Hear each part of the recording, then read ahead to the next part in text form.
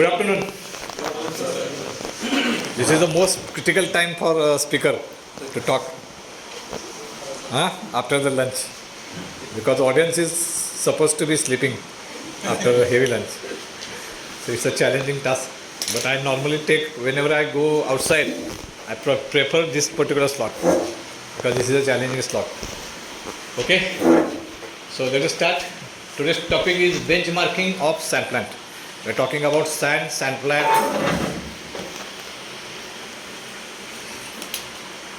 So content, why silica sand properties, sand additives, bentonite and coal compound, sand mixing cycle, sand properties, what happens to melt when metal enters in the mold, factors affecting casting surface finish, and guideline on sand control. These are the content we are talking today. So initially we start with the silica sand properties. Mainly silica sand properties having AFS number, sieve distribution, it should be single peak, and clay content. These are the main four properties which we are looking for. First one is AFS number, sieve distribution, it should be single peak, and clay content. Clay should be as low as possible. Why silica sand? We are using silica sand. The first question is why silica sand? Why are you using only silica sand and not other any sand? Correct, no? Yes. So the answers, there are many reasons. Number one is availability. The availability of silica sand is plenty.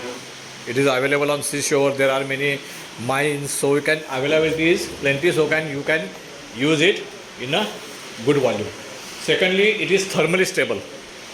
It is thermally stable. So heat transfer is not much. So it is thermally stable. Third is its softening point is 1675 to 1725. If the sand softening point was suppose 1500, क्या होता? हम 1500 के ऊपर अगर pouring करते तो fusion will be happen. So as the softening point is 1675, the fusion does not happen, and that is why we can able to get good casting. So softening point is another reason. Next one is chemically inactive, because we are using many binders and resins, so it is not affecting sand because it is chemically inherent, rather inactive. It is reusable. Another important factor is it can be reused again and again, so that the requirement of sand is less, so that we can consume natural resources for longer time. Otherwise क्या होता, हर बार फेंक देनी पड़ती तो अभी तक सारे sand के एरिया ख़त्म हो गए होते and will be no problem. वैसे भी आने वाला है वो प्रॉब्लम कभी ना कभी, but right now because of it is reusable we have sustain. It is cheap, मतलब it is cheap, it is having low cost, 3 rupees or 3 rupees 50 paisa or 4 rupees. It is not like 50 rupees kg. So it is cheap, so commercially it is viable for using. Next one is non-hazardous and non-toxic. हाथ में लिया या अपने शरीर को कुछ touch हुआ तो कोई उसका इम्प्लीकेशन हमारे शरीर के ऊपर या इसके ऊपर नहीं होता है. So it is non-toxic and non-hazardous. So you can touch it, we can use it in our daily routine. Next important factor is moldability, because it can be molded, it can use for mold making. अगर moldability नहीं होती तो फिर we cannot use it for making the mold. So moldability is another important factor. And last one is bad conductor of heat. As it is bad conductor of heat, that is thermally stable, we can use it for pouring. We can pour the metal and get the better results. Next.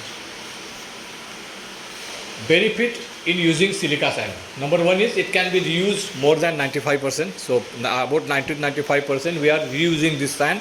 So it is commercially viable, and also requirement is less. So we can able to control the natural resources.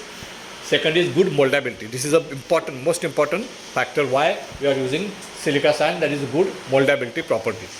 Next one is non-hazardous, non-reactive, can be used for bulk production. This is another important factor. It can be used for bulk production. ऐसा नहीं कि दिन में एक mould बना लिया, दो mould बना लिए. We can get even 100 molds per hour.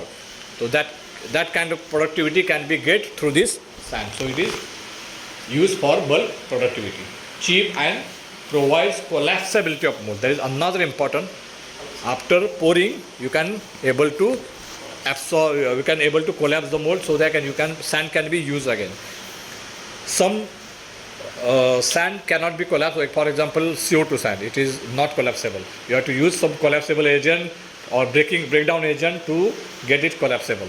But normal green sand, it is a collapsible, so you can use it, reuse it again and again, more than 90 or 95%. Next. So these are the very general thing I just want to share with you, because somebody ask you why you are using silica sand. So you should be able to understand. Next one is AFS. AFS should be, this is very vague statements. In this presentation, there may be some vague statements will be there, because sand system will differ from foundry to foundry. AFS number, active clay, most of the properties will vary from foundry to foundry. So it will be, the ranges will be wide. So understand that. Okay. So again, this is a very vague statement, 50 to 75. Some foundries use 50, some foundries use 75, because the sand which is no bake or CO2, they use 40, 45 also. Shell molding use 70, 75 also. So there will be a wide range of AFS number available. So sand distribution, this is very important, sieve distribution. Now, I will take some time here before we go ahead. What is AFS? What is AFS? American? You are given full form. I am not asking full form. What is AFS? It is a number, correct? You are rightly say it is a American fineness number. Now you are maintaining AFS number 60. Suppose you are maintaining AFS number 60. Now important thing, in your control pan, you are mentioned that we require AFS, sand of AFS 60, correct? Sand comes, you check it, you got AFS number 60, and that is why you are accepting that sand at incoming level, correct? Yes. True? Yes. Any doubt on that? The process is correct? But what happens? This 60 can be made with number of variants.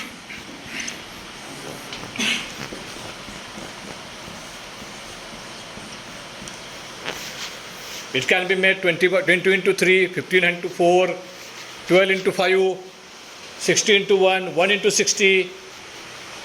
All answers are correct or not? All answers are correct. Answer is 60. Ways are similarly. You got a sand with 60 AFS, but the distribution may be different, which is not required per your requirement. So you have to verify whether the sand which you have received is AFS 60 is okay, but whether it meets your requirement for sieve distribution, that you have to verify before expecting the sand. This is very important. Most of the foundries miss that point. They just check AFS number and accept it. But later on, after few days, few months, few years, their distribution curve of their prepared sand gets deteriorated, and they start facing issues of sand drop, sand fusion, scabbing, and that is why this distribution plays an important role. So you have to mention, or you have to inform your supplier that I want this sleeve, this percentage of sand. That is what is been written here. 70, 53 and pan, that is bottom 3, should be less than 10%. Bottom 3 sieves should be less than 10%. Bottom 3 means it is a fine. Fine should be less than 10%. The first top 3 sleeves, that is the coarser sand, the rough sand, that should be less than 5%, 5% max. Balance 85% includes these 3 sieves distribution. 212, 150 and 106 are important for getting better surface finish. That should be around 60%, 60 to 65. This requirement has to be passed on to your supplier, and it should be noted in your incoming inspection plan, so that whenever you are accepting the sand, you are not only looking at AFS number but also distribution of that sand. Clear? Any doubt? This figure can change based on your product. कौन से type के casting आप बना रहे हैं, bunch wait क्या है, कौन सी लाइन है, all many things, sand to metal ratio क्या है, but it can vary from foundry to foundry. ऐसे कोई जनरल स्टैंडर्ड नहीं है. Though there are slides, I will show you my standard, but it may vary little bit in your foundry also. You have to make your own by your experience. आपके experience से आपको खुद का बताना पड़ेगा. But by and large, it will be almost 5% here and there. It will be almost same. So AFS, already we are talking. AFS prepared sand is depending on. This is another important factor is your core sand and your fresh sand. Your core sand and your fresh sand, because you are using prepared sand, that is reused sand around 90%. Whatever loss is there, that loss you are filling up by using new sand and core influx. What is core is going inside. So if that sand also is not as per your requirement, what will happen? Slowly your prepared sand distribution also get hampered. So core sand and fresh sand also need to be have proper analysis. Mainly core, when you are particularly taking the core from outside, you have in-house core making, so no issue. But many foundries taking core from outside, they don't have a control on the sand used by that core shop. Then what happen? That core shop fellow will use whatever easy and cheap sand he get, he will use, and that core will be given to you, and slowly that core sand will hamper your distribution. So you have to make a control on that, his incoming inspection of core sand also. So that is very important. So monitoring and controlling core sand and fresh sand plays an important role in controlling AFS and sieve distribution of prepared sand. Clay content of in fresh sand should be always less than 1%. It should be less than 0.5 mainly, but I have put here 1%. But at least it should be 1%, less than 1%. It should be actually 0.5 or less. But considering some factors, I have put up here 1%. Should not be more than 1% at any cost. Even if your salvaging method, it should be 1%, not more than that. It should be less than 0.5%. Next, because it will add to your clay, and dead clay will get increased. Why it is called as a green sand? Why? It looks like a green color. It is green in color? No. Then because it has a moisture. Because it has a moisture. Other sand, for example, coal box, there is no moisture. We are adding resin and amine. CO2, we are adding sodium silicate and CO2. In shell, we are adding phenol formaldehyde resin, and we are heating. So by heating that phenol formaldehyde resin, forming the bonding. In green sand, the bonding is made due to moisture. That is why it is called as green sand. You have to be understand why it is called green sand, because it has moisture as a binding. You can, not a binding agent, but helps in a binding with help of bentonite. Correct? Next. This is a sieve distribution. You can see here a single peak. This is what expected. Double peak is not at all acceptable. It should be single peak. You can see here it is 61. The APS number is around 61. Next. Same slide. Now you can understand it properly. This is what I say. 5% max, 50 to 65%, 30% and 10% max. You can have such kind of data in your sheet. You can put your standard, and against that you can monitor. Here you can see against 5% it is 1.7, 50 to 65% it is 58, 30% minimum it is 36, 10% max it is 3.8. So you can, distribution is as per requirement. So our sand is fall within our specification with respect to APS number as well as sieve distribution. Understand? When this get disturbed, it is most difficult challenge to bring it on track. It will take months to bring it back. Months, not days, months, and lot of efforts. So it is not an easy task. So I hope you should try to keep it in a range so that that challenge should not be come to your way, because it is very difficult. I have faced it many times, so I have experienced it takes months together and very hard efforts to bring it back on the track. So anything on sand, any decision on sand, you have to think 3 times minimum. How many times? 3 times. Because any change you are making in the sand, it will give results minimum after 1 month, not immediately. And after you find a result and you feel that this result is not as per my expectation, if you want to make original thing, it will take more than 2 to 3 months. So that 4 months you are on the hot plate always. So remember, whenever you are taking any decision on sand, think 3 times, discuss with your team, discuss with any expert or few people whether you are making a mistake or they have some experience on that, because it is a very, very difficult situation to handle. Metal, you can change immediately, you can get the results, but in sand, it is very difficult. It's just like our blood. I always give an example, it is like our blood. When our blood have some issue, cells come down or something happen, what happen? We are feeling uneasy. We got something irregular, and then we start medicine or we start treatment. How much time it will take? It takes longer time. It doesn't recover. It takes longer time to recover. Similarly, sand is like a blood in our country. Microstructure is like ECG. You can immediately get it. You can do the operation or something like that. So blood is very important, like sand is very important in our country. Next, sand cooler connected to dust extraction system. Dust extraction system plays an important role in sieve distribution.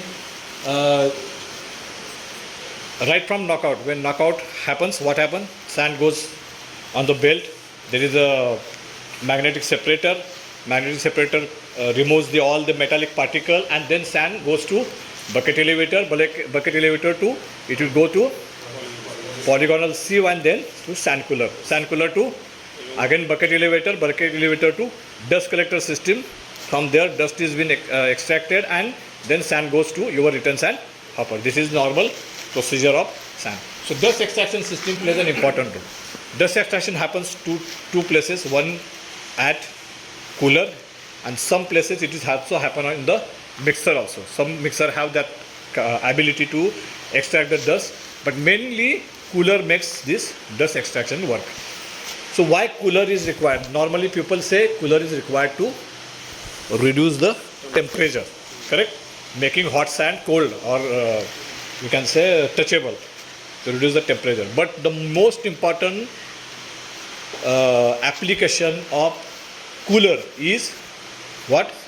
Dust extraction. Dust extraction is because otherwise dust will, where will dust go? Dust will remain inside the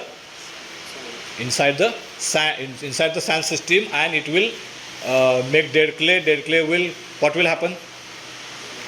I will take 2 minutes before we go to the slides.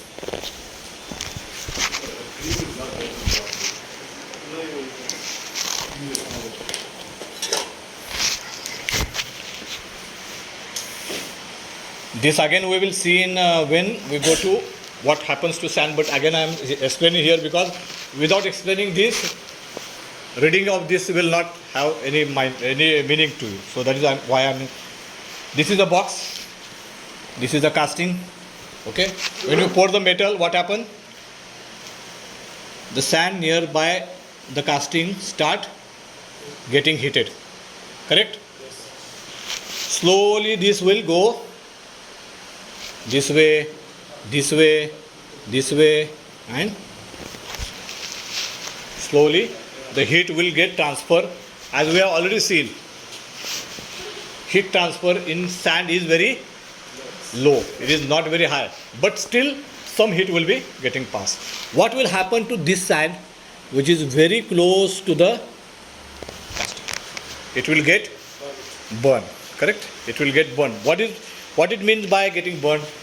The bentonite content in that sand and coal compound in that sand will get burned. It will become inactive. It will not active again because it got burned. When casting will knock out, this sand will remain sticking with the casting. On the knockout, this sand will remain with the casting. Correct? If you try to remove that sand, what will happen?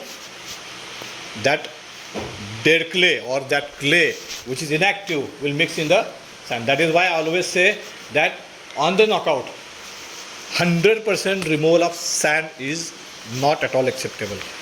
वैसे क्या in Hindi we say as a nanga casting, white casting. पूरा sand निकल गया, bluish color casting we see sometime. Total bluish color casting. It means all the dead clay sand also got into the sand system and that clay increases. वो clay कौन निकालेगा? That clay will be removed by dust extraction system in the cooler. That is why the cooler is important.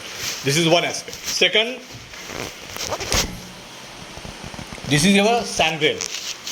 Above that, what will happen? The slurry of bentonite will get. Correct?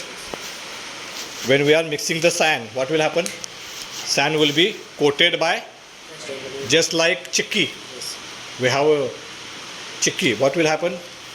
गुड़ का वो उसके ऊपर एक layer आएगा. Similarly, the sand is surrounded by this clay. When it gets burned, what will happen? This clay will become inactive. Correct? It will become inactive. Once it becomes inactive, what will happen? It absorbs water. अगर वो active है तो water absorb करके क्या होगा? It will activate the grain. But when it is inactive, क्या करेगा? It will not activate the grain. It will just drink the water और वैसा ही रहेगा. For example, we are playing the cricket with sponge tennis ball. Tennis ball we put in the water, and then if this ball is been put on the ground, what will happen? The water will come out. Similarly, that will eat the water or drink the water. It will drink the water and that water remains with the grain. और जितना आपका ये inactive shell ज़्यादा रहेगा उतना वो water ज़्यादा पिएगा. इसलिए आप क्या बोलते हैं जब डेड क्ले बढ़ता है, when dead clay increases, your water demand increases, your sand fusion increases, you have issues of sand fusion, mold swelling, weight बढ़ेगा. ये सारी चीज़ें क्यों होती है? Because it will drink additional water. Now water is in two forms. Water is in two forms. One is we call it as a temper water and other we call it as a free water. This temper water is required for activation of bentonite. Temper water क्या है?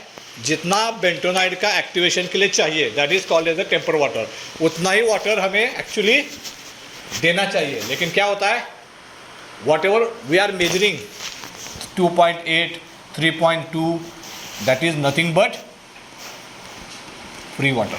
We are not measuring temper water. We are measuring free water. और free water क्या होगा? यहाँ पे रहेगा. जैसे metal आएगा उसके साथ में वो क्या होगा? उसका रिएक्शन होगा. जितना पानी ज़्यादा उसका रिएक्शन ज़्यादा होगा. जितना रिएक्शन ज़्यादा उतना गैस ज़्यादा फॉर्म होगा. ब्लो होल्स आएंगे, मोल स्वेलिंग रहेगा, बंच कास्टिंग का वजन बढ़ेगा, सैंड फ्यूजन आएगा. All this problem started because of. So we have to reduce free water, we have to reduce clay content. Understand? Because this slide requires this information, that is why I have explained it earlier. Okay? This all information will come in later slides also. So we have that revision at that time. Once again. So weight dust generator हमने कल बात की. You have to check how much dust is coming out. Based on that we can understand how much dust is generated, so we can check it properties as well as weight, and we can control it. So dust should be approximately 0.2 to 0.25 at the suction of cooler. Then is AFS should be 175 to 200. Active clay should be 20 to 25. LOI should be 20 to 25. VM should be 30 to 35. This is what approximately dust specification. So if your active clay is more in the dust, you find it is 35. It means your bentonite is also getting out during the dust extraction. So your extraction is more. You can reduce that extraction and keep that bentonite inside, so that your bentonite consumption you can control that bentonite consumption. You can reduce that bentonite consumption. So that is why this dust checking is important. I think we have not checked the report, but we'll definitely check it and see how much it is happening. Then minimum sand level in the system should be 75%. It should not be less than 75%. This is very, very important thing. Sand volume in the system. Hopper level should be always minimum 80%. Without that, do not run the plant. If it is 50%, try to increase that level up to 75% and then start. Because 50%, if you are running on 50%, means what will happen? Number of tons of sand will increases. Because sand is less, but requirement is the same. So number of time the sand will rotate more and more. The more sand will rotate, it will get more heated. More heated means more moisture demand. More moisture demand means more free water. More free water means all the problems will start rotating. So that is why maintaining the sand volume is very, very important. Next. Active clay, which is also called as a live clay. It is 7 to 9. Again, these are the weight statement. It will change based on foundry to foundry. आप कौन सा bentonite इस्तेमाल कर रहे हो, आपकी कौन सी line है. Lot of things will describe this. But these are the average figures. 7 to 9.5 is the average figure. Dead clay normally 2.5 to 3.5, which is not useful. So total clay will come the sum of that. LOI 4 to 7, VM 2.5 to 5. Again, vague values depending on foundry to foundry, it will change. pH 9 to 10. WTS for alpha it should be above 16. For high pressure it may go up to 26 to 30. But I have seen it is remain between 20 to 25 most of the time. I have not seen 26 to 30 many places. It normally remains between 18 to 25 somewhere for high pressure. 18 to 25 for alpha it remains around 14 to 18. What I have seen in my experience. Sulfur in prepared sand should be 0.07 max. This is very important for them, those foundries who are making ductile iron. Because if sulfur in your green sand increases, there are chances of failure of ductile iron because of this sulfur. So that you have to control your addition of coal compound. Next. Next. You all know this picture. This is what? What we called it? Methylene blue testing. Halo, sir. Huh? Halo. Halo. Methylene blue testing. What it called? That particular ring. Halo, sir. Halo. Okay. Halo. It is also called as a diamond ring. It is mainly famous as a diamond ring or halo. You are right. So this is what we are looking for. Correct? Next. So GCS 1000 to 1700. Normally alpha line it should be above 100, about 1000. 450 to 600 line it should be 1100 to 1400. High pressure line 1400 to 1700. These are the approximate ranges. Compactability 36 to 44. Permeability 110 to 117. Moisture 2.7 to 3.5. Again, these are the vague figures just for information. Next. Bentonite. as already we talk about that methylene, the MB value 380 to 450 is required. MB value is an important aspect of bentonite. Number 2 is gelling time. Number 3 is swelling. Correct? Gelling time should be 60 and swelling time is 33. High MB value represent high temperature, capacity and lower rate of deterioration. So reducing consumption of bentonite. Swelling time, higher is the swelling capacity, less is the bentonite consumption. Bentonite is either calcium base or sodium base. You are using sodium base, calcium base or sodium base. Next. Most of the Indian bentonites are calcium base having less durability. So what is durability? Durability is chances of getting reactivated. One use, so 100 suppose you have put 100 grams, how much can be reused in next cycle? Say 70%. 70% is good. If it is 30%, so in sodium it may be 70%, in calcium it may be 30%. So sodium bentonite when you use, the durability is good, means we have to add less amount of bentonite in next batches or next next surroundings.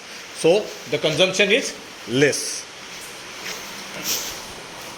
Coal compound, it provides cushioning effect, as we all know. It forms cushioning effect. It gives tar or damper, which make a film between sand grain and metal. Metal and sand grain के बीच में there is a एक पर्दा बनाता है. There is a one wall or one thin film is made, and because of that the surface finish is better. Mold, sand doesn't come in the contact with metal, so the finish is good. So at 650 degree thin film is prepared between sand grain and metal. Volatile material, 50 to 65. It is again when we are using separate coal bond, you are using mix, so it doesn't matter for you. Next, ash is around 3 to 5% moisture. In coal compound, moisture is required 8 to 12% because it contains carbon. As it is containing carbon, what happens? It starts burning with the air. So we have to keep some moisture adding on the coal bond. So coal bond manufacturers normally suggested there should be 8 to 12% or up to 15% moisture will be there in the coal compound. That we have to accept it because there is a safety factor. As it contains carbon or coal, highly flammable, the moisture need to be maintained to avoid fire and safety. Most of the coal compound includes coal of various types. Tar, what is included in the coal compound is, one is tar, wood saw means the bhusa, and husk. Husk means the gehu turfal, that is called as husk. Gehu or your rice turfal, that is called as a husk. So all these things together become coal compound. Moisture, another important factor. One is bentonite, another is coal bond, third is moisture. Moisture is required with bentonite to provide binding of mold. Moldability कैसे आएगी? By adding bentonite and moisture coming together, it forms a bounding and the moldability started. So moisture with bentonite provides binding effect to the sand grain, having required strength for moldability. Water is added in the mixture, converted into temper water. Already we talked about it, which is required for bentonite activation, and free moisture which remains with the sand grain. This free moisture measure we during the sand testing. Spraying of water or moisture is preferred. हमने बात की, the spraying of moisture is required for number 1 to reduce the temperature of the sand, and number 2 to retain some moisture before it go in the mixer, so that activation can be started faster. Bentonite activation can start faster. For that some moisture retention is required, and for that spraying of water or moisture is recommended. Next, mixing cycle elements. What is mixing cycle? Number 1 is activation of bentonite. First is activation of bentonite. For that what is required? Temper water. Correct? For that temper water is required. Number 2, slurry distribution. Once that activation is completed, that slurry has to be spread all over the sand grains. Then slurry coating on each sand grain, what we see here. Slurry coating on each sand grain has to be done. That is happened because of mixing, because of blender and blade. The slurry distribution has been completed, and then proper distribution of sand grain during the mixing, that is wet mixing we call it, and then discharge of sand. So this is how what the mixing cycle elements are, what is happening inside the mixer. Clear? Next, sequence of addition of operation. First is return sand. Whatever return sand we are getting, that is first fresh sand addition. Inside that, say 95% is the return sand, 5% is your fresh sand. Then we have bentonite addition, say 1%. Coal compound addition, say 0.5% or 0.3%. Then we have dry mixing. So dry mixing is, the purpose of dry mixing is to make homogeneous mixing of this bentonite, coal compound, fresh sand and return sand. To make that homogeneous mixture is the purpose of dry mixing. So the way it be homogeneous, the sand will become more, better activation will be happen. So dry mixing time is very important. Then what happen? Moisture will be sprayed inside the mixer. So moisture will be added. Then we have a wet mixing and then discharge of sand. Any doubt on this? Next, mixing cycle. It contains return sand about 98%, or it is said 98%, normally 95 plus 5% fresh sand or coarse sand, whatever. Then add fresh sand either on the boxes or in the mixer. It depends on, again, practices followed by the foundries. Bentonite about 0.5 to 1.2%, again based on whether it is calcium based bentonite or sodium based bentonite, based on what GCS you want. Correct? All these things. What is your sand to metal ratio? What is your required GCS? All these factors will decide how much bentonite to be added.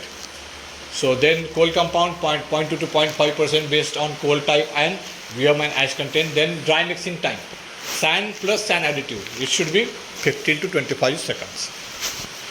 It should be 15 to 25 seconds. Then dry mixing of sand helps sand additive and sand to mix homogeneously. Next, wet mixing time. It should be 80 to 100 seconds, inclusive of moisture addition. More is the wet mixing time, it will create more current and can damage the motor. So avoid maximum wet mixing time, because jitna aapka mixing time, because here your sand is having moisture of 3%, and if you are running 90 or 95% capacity of mixer you are using, that wet sand, it will create lot of current for the motor, and there are chances that due to overcurrent the motor can burn. There are chances. So very careful when you are doing wet mixing. You have to verify at full load what is your, at full load you have to verify what is your current. You have to measure that. When you go for, we are saying yesterday 1100. So if you go for 1100, you have to check the current first. Otherwise it will be a problem.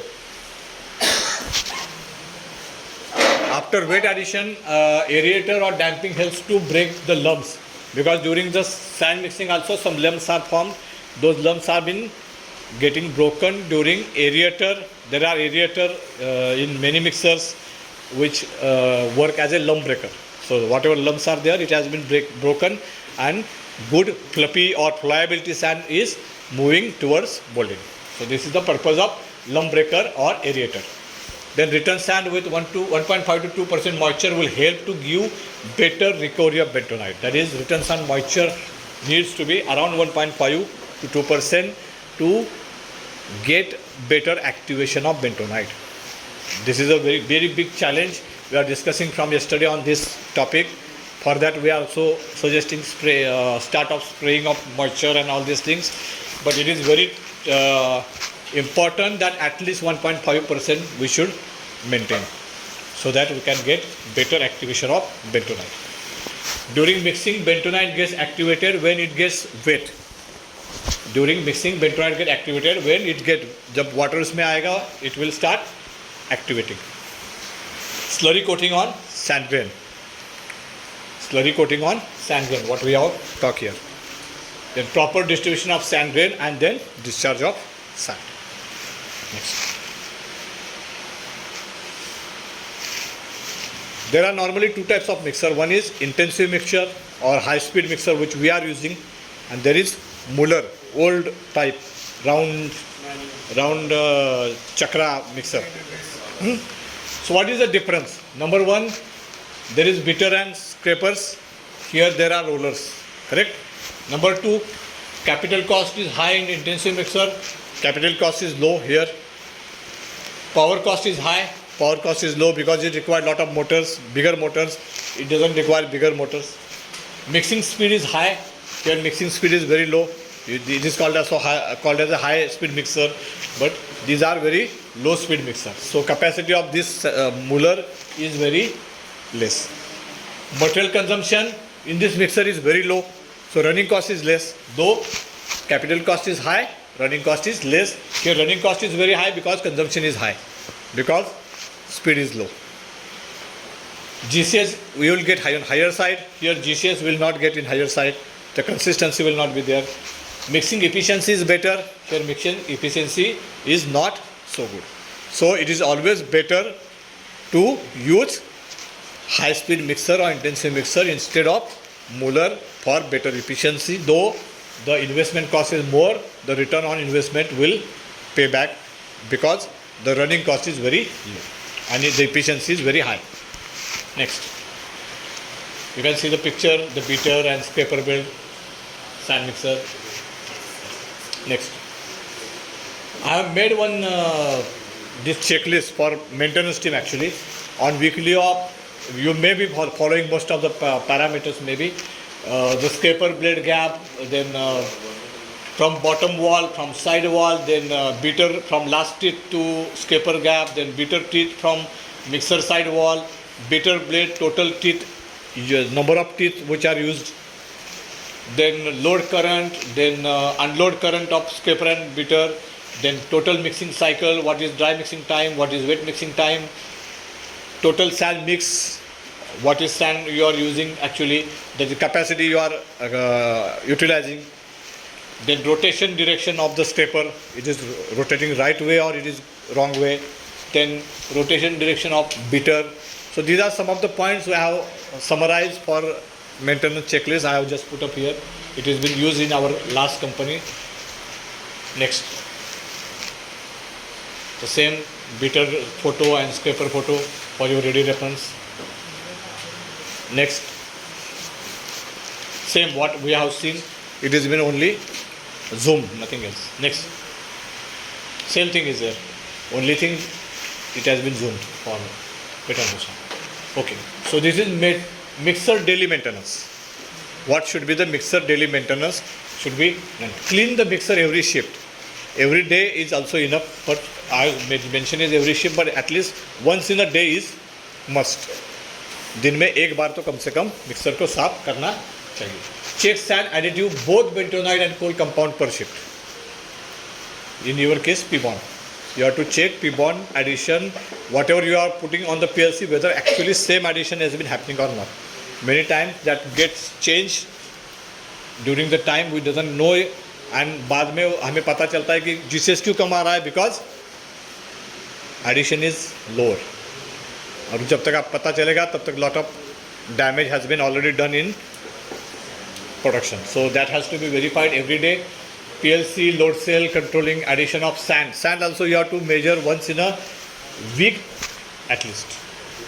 Exactly 900, you are saying 900. So whether 900 is coming out of, we have to put one batch and we have to collect it and measure it and verify that 900 is coming exactly or not. So that we have to verify. Otherwise what will happen?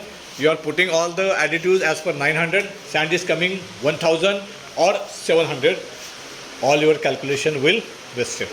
So this is very important. Next one is use PLC and load cell for controlling exact sand weight. Do not underutilize the sand mixer. Use minimum 90% capacity. This is very important. Otherwise, what will happen? You are running the mixer excess, not required. If you are running 70%, you will have to take more batches and your energy will be wasted. We have already seen in our last session what is the cost of energy. So again, we will lose money here. So you have to verify that your mixer is utilized fully. Minimum is 90%. Monitor return sand temperature to control water addition. So you have to control water addition by controlling your return sand temperature. Blade and scraper gap control has to be controlled to avoid lump in the sand. So you have to verify that blade gap and scraper gap. You have to maintain it or control it, and so that your lumps baking will be better. You will not find any lumps in your sand properties. Correct? Next. Now we go to what happens when metal is poured in the mold. When we are pouring the metal in the mold, what is happening inside the mold? Normally we don't know anything about that. So now we have to understand what exactly happens and how it relates to our sand. So bentonite work as a binder, whereas coal compound work as a cushioning agent. Bentonite work as a binder because with the moisture it finds moldability. So it works as a binder, whereas coal compound is working as a cushioning agent. So it forms a thin layer between mold and metal. Correct? Every layer of sand grain is covered by layer of bentonite, like this, what we say. Every grain of sand will be covered by bentonite. Coal compound is situated in between sand grains. So what will happen? So in between this, coal compound will be situated.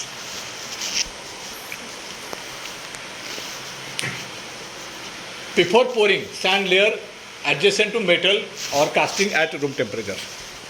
Before pouring, this sand is at room temperature because it is not heated. It is at room temperature. Whatever 35, 40, whatever the atmospheric temperature, it is on room temperature.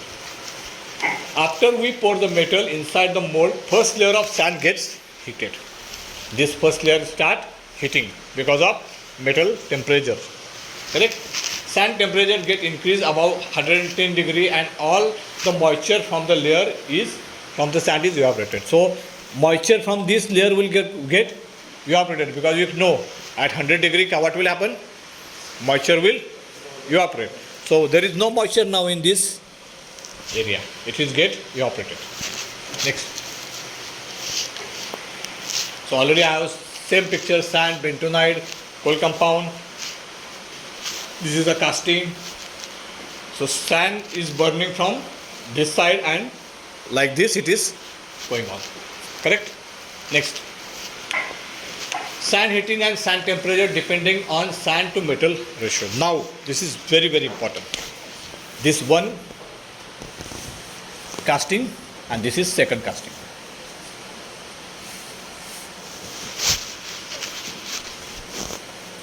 This is our box. What will happen? This area of sand and this area of sand.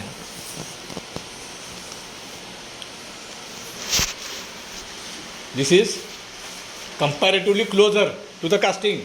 So this area will also get heated more compared to this area. This area will not get heated because it is there is a more adequate sand here. So this sand temperature will go like this and somewhere here also, here itself, it will finish. So this area may not be affected. So this we call as low sand to metal ratio. Means in 100 kg sand we are pouring 50 kg metal. Here we have 300 kg sand and we are pouring 50 kg metal. So here sand to metal ratio is 1:2. Here sand to metal ratio is 1:. So here your sand deterioration will be more. Your sand burning will be more. Sand heating will be more. More clay will form. Here, less clay will be formed. Sand temperature will be less. Your burning of sand will be less. So here, you require more bentonite, more coal bond in the next batch, more moisture in the next batch. Whereas when this sand will come, will not require that much of bentonite, that much of coal bond and that much of moisture because it has deteriorated less. Got it? Understand?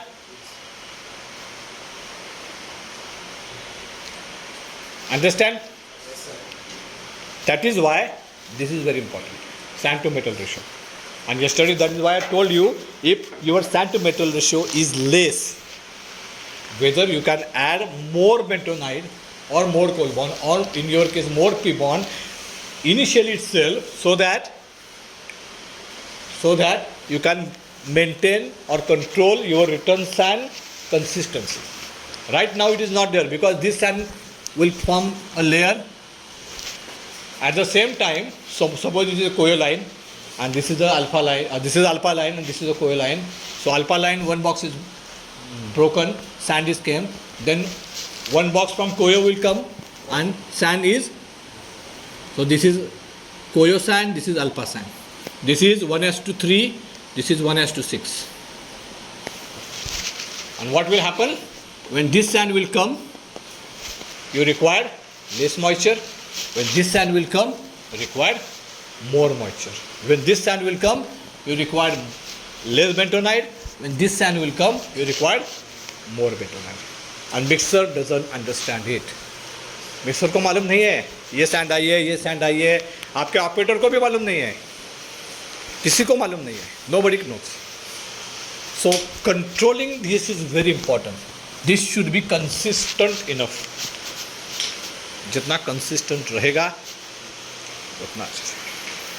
For example, you are earning 10,000 rupees per month. You are earning 10,000 rupees per month. But due to recession or low order, sir decided we will run only 15 days.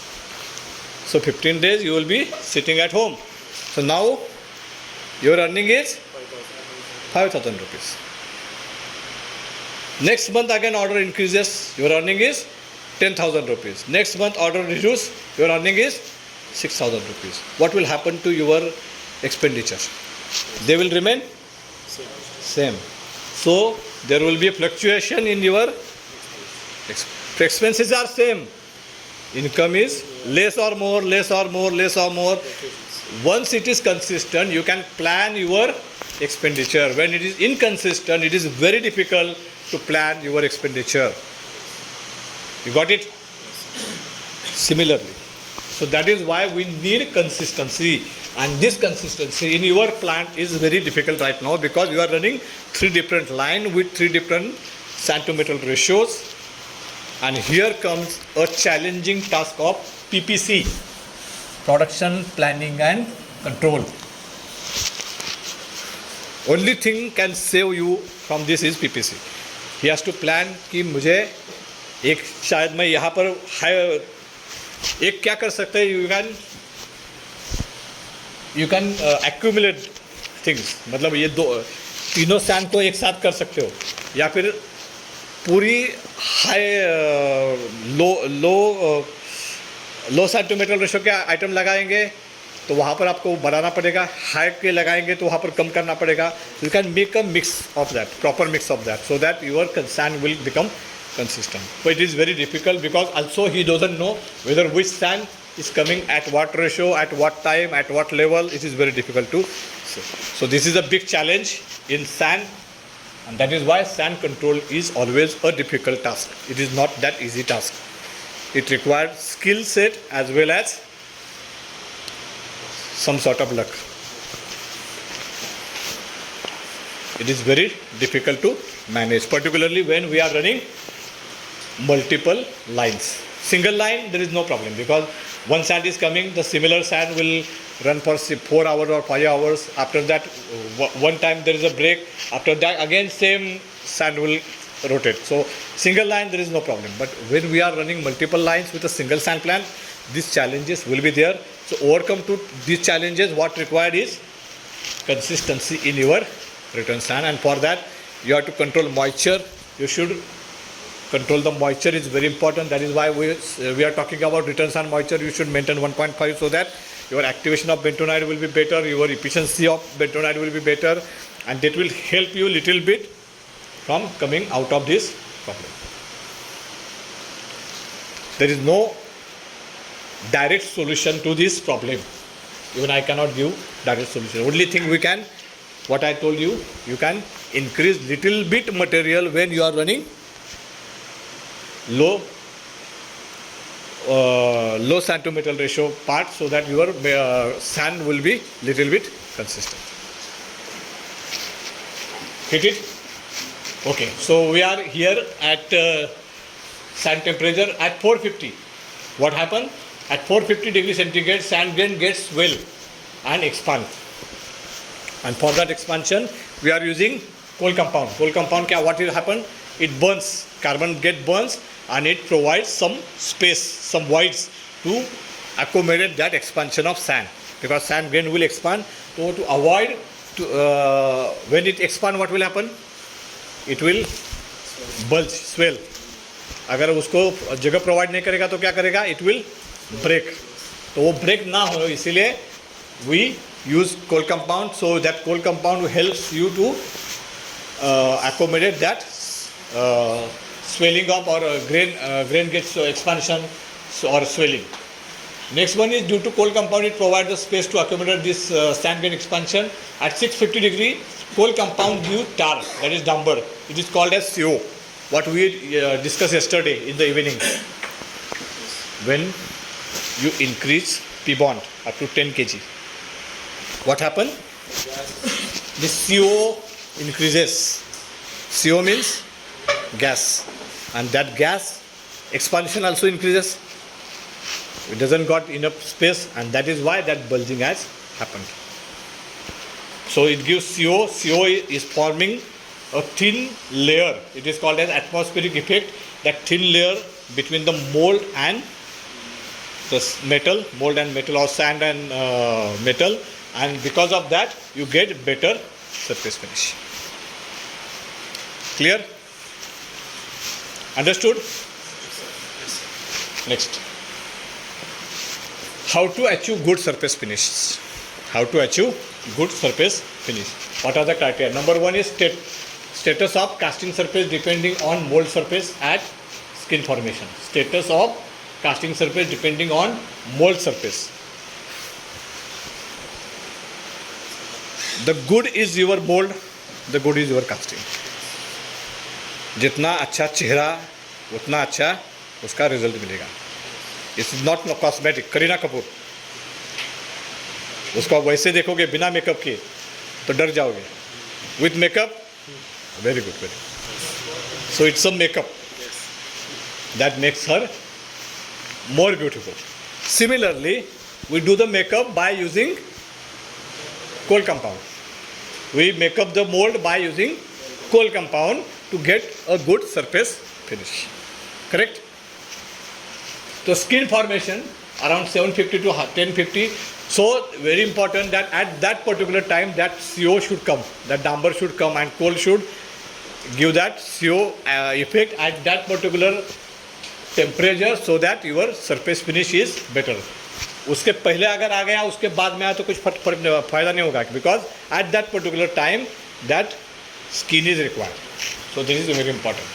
Then high surface, high AFS. What is mean high AFS?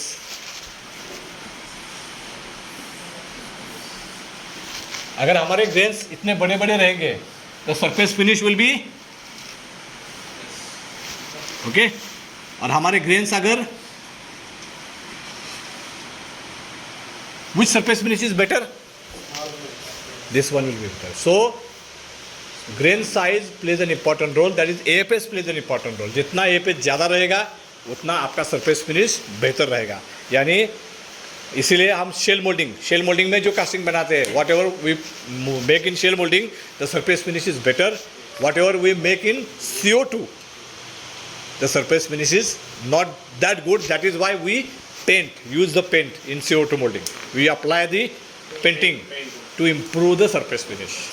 The cosmetic way, we improve the surface finish in CO2. But in shell, we doesn't require any cosmetic because of the AFS number, the surface finish is always better.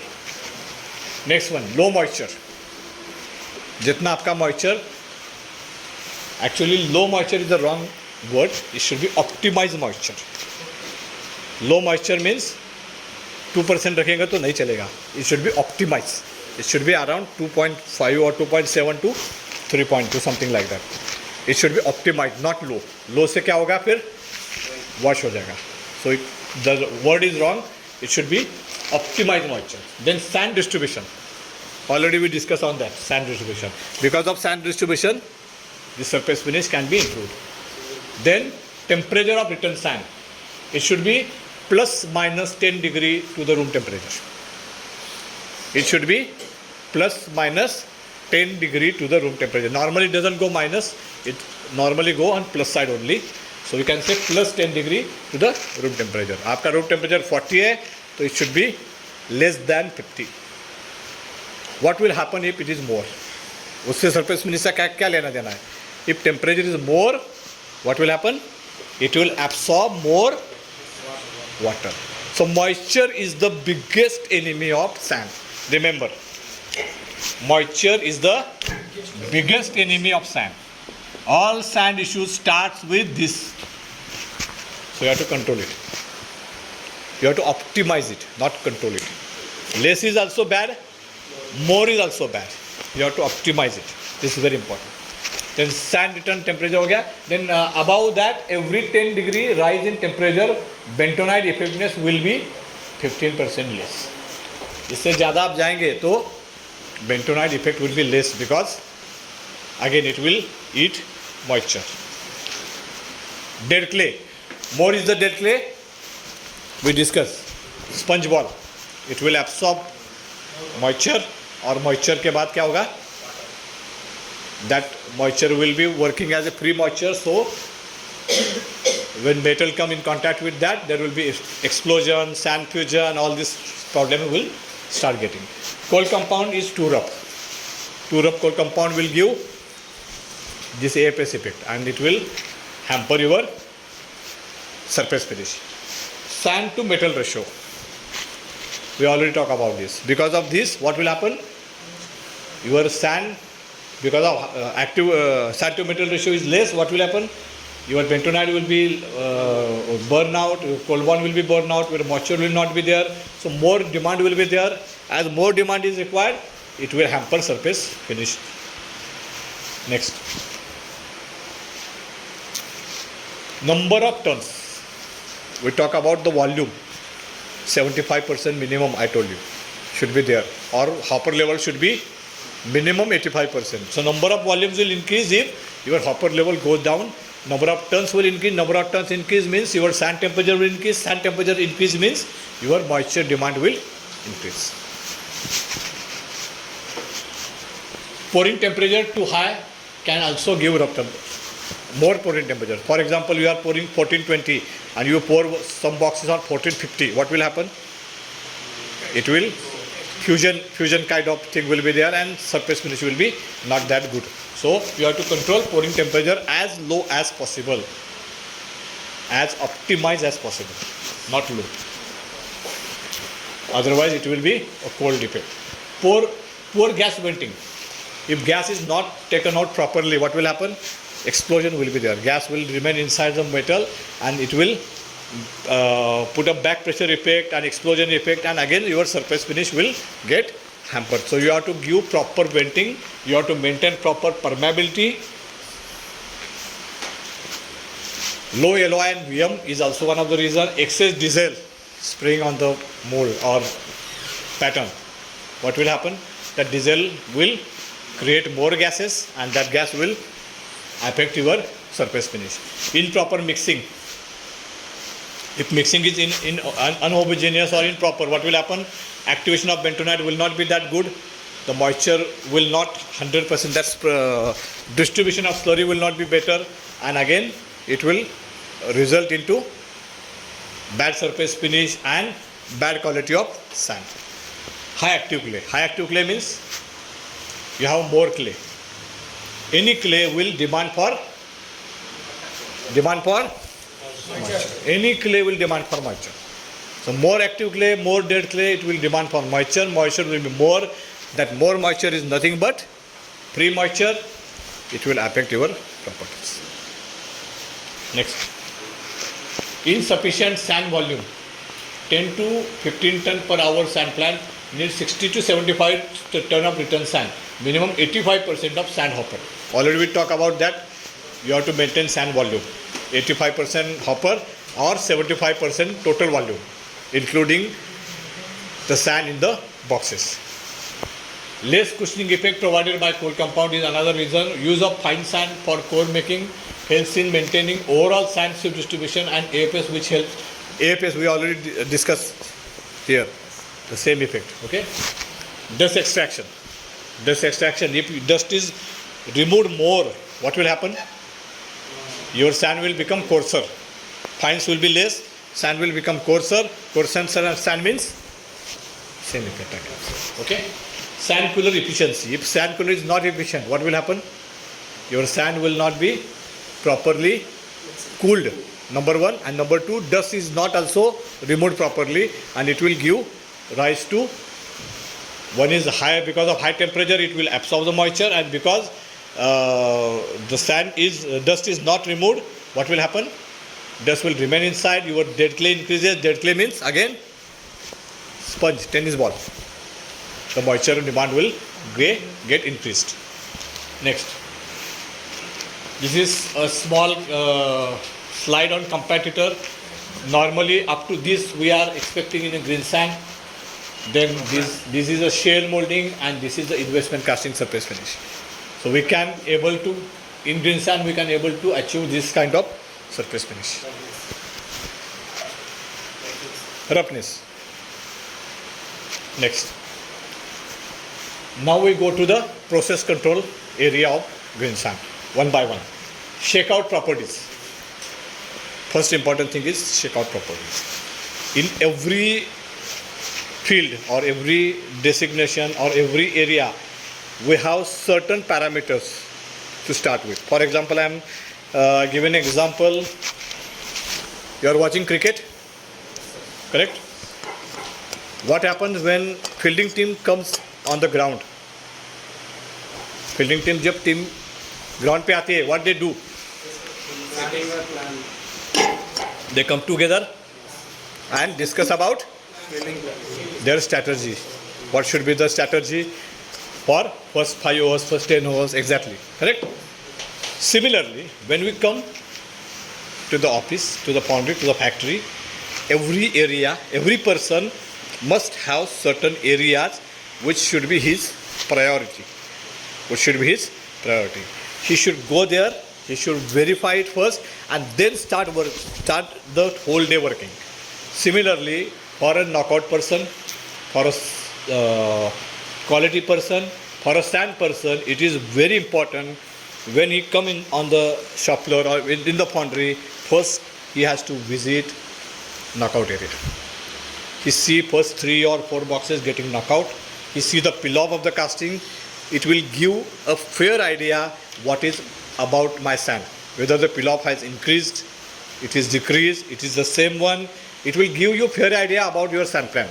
What is the health of your sand plant? When you go to the doctor, they ask about your daily washroom things, whether you are getting proper things like that, correct? From that, what they understand, whether your digestion system is working or not. Similarly, sand digestion system is related to peel-off and shakeout. When you go there, you will understand what is happening there inside the sand. If you find something irregular or something abnormal, you understand that something is wrong. I have to start immediate action on that, so that you will not lose your production, you will not find any issues in the quality for whole day. You can immediately you can take some action. So this is very important. So shakeout properties has to be improved or has to be verified, PLOP has to be verified, return sand temperature and properties. This is another neglected area. People are not testing return sand. They are testing only prepared sand. They are not testing return sand. Same example I will give what I have given few minutes back. Your expenses versus your income. You have certain expenses fixed. You know I have to get minimum 9,000 rupees per month to cover my expenses. Correct? If it is not ready with you, then your income will not help you, because you must know what is your expenses so that you can plan your income. If you don't have proper planning of your expenses, whatever income you make is irrelevant. It is not going to help you. So you must know what is your expenses. Similarly, you must know what is your return sand, so that based on the return sand properties, I can add what should be the bentonite addition, what should be carbon addition. Based on that, I can increase or I can decrease it. It will give you fair idea what is the return sand active clay, so that I can add bentonite, what is return sand LOI, what is return sand VM, what is return sand AFS, so that on the basis of that I can plan my additions. So return sand checking is important. Normally people are not doing. At least once in a week or twice in a week you have to verify it, and it should be matched with your addition. Get it? Sand cooler. Sand cooler efficiency is very important. What is incoming temperature? What is outgoing temperature? You have to monitor and you have to verify that it is within required range. If it is inefficient, we have already seen the disadvantages. So it should be always inefficient. Next one, one more thing. We normally take shortcuts here in sand cooler. It gets breakdown, it gets jammed. We bypass it, we start production continuous without using sand cooler, but that is wrong practice. Do not do that. Once in a while, 1 hour, 2 hours is okay, because it is jam, we are cleaning it, but somebody should focus to clean it and start it immediately.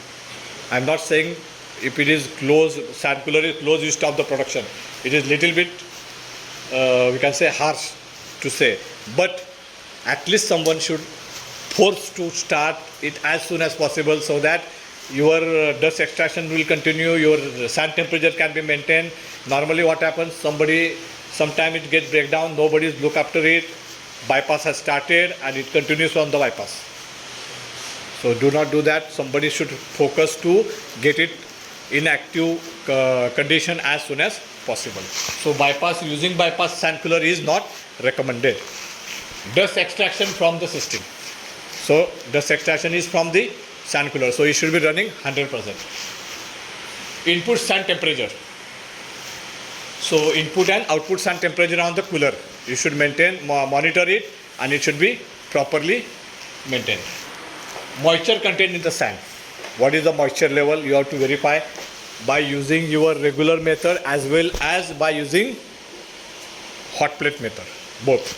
Because many times, especially carbide, using carbide apparatus, that gives many times wrong results, because carbide quality is not good. It is in powder form, it is keep in the open air, so oxidation has happened, so the moisture showing is wrong. Or even also that manual shaking a manual, it also affect the reading. So many times it show wrong reading, so you have to verify with the hot plate also that whatever moisture I have checked with that method is verified by my hot plate method, and it is nearby matching. There may be some difference of 0.2%, 0.3%. You have to verify that it should be constant. Next one is sand additive addition rate. Whatever sand additive we are adding, that we have to verify. Already we have discussed that in the previous slides. Mixer condition, we have already discussed. Mixer condition and maintenance of mixer has to be done regularly, periodically, weekly off. Mixer cleaning should be done every day. Mixing cycle, dry mixing and wet mixing has to be verified, because many times what happens, especially in the night shift, because person has to get production over as early as possible and go to sleep, they reduce cycle time, run the mixer faster, produce, got for the sleep. Forgot to change the addition, and the daytime also it's running like that only. So you one has to verify at least in the day shift what is my cycle time, whether it is been monitored, maintained or not, it is changed by somebody else or not, that has to be verified. If possible, put a lock on that so that no one can come and change it. This is all are my practical experiences. I am not just saying anything. All things I have experienced in my 32 years of foundry experience at various places, because I have seen more than 500 foundries in the Kolhapur and all India level. So I have seen many foundries, many practices, some good practices, some bad practices. So I'm just sharing it with you. So mixer condition, mixing cycle time, fresh addition you are doing in the mixer. Some people doing it on the boxes, somebody doing on the knockout stage. Whatever area, process you follow, you continue with that with stringent control. It is not say that it is good or it is bad. Putting in the mixer is good. Putting on the box is also good, because it become homogeneous during your movement of the sand. It also absorb little of temperature, because we are using this sand as a wet sand. It is not a dry sand. In Kolhapur area, it is famous. We are using on the boxes. So we put wet sand. So what happens? The temperature of your box sand is hot. This is wet sand, so it become homogeneous, as well as it reduce little bit moisture from your regular sand. So this practice has been happening using by in Kolhapur. Many foundries use directly on the knockout. They put along with the sand. They put shovel of the sand. Somebody like you are putting in the mixer. So all three things are okay. There is no problem. But whatever you are following, you continue with the consistency. This is very important.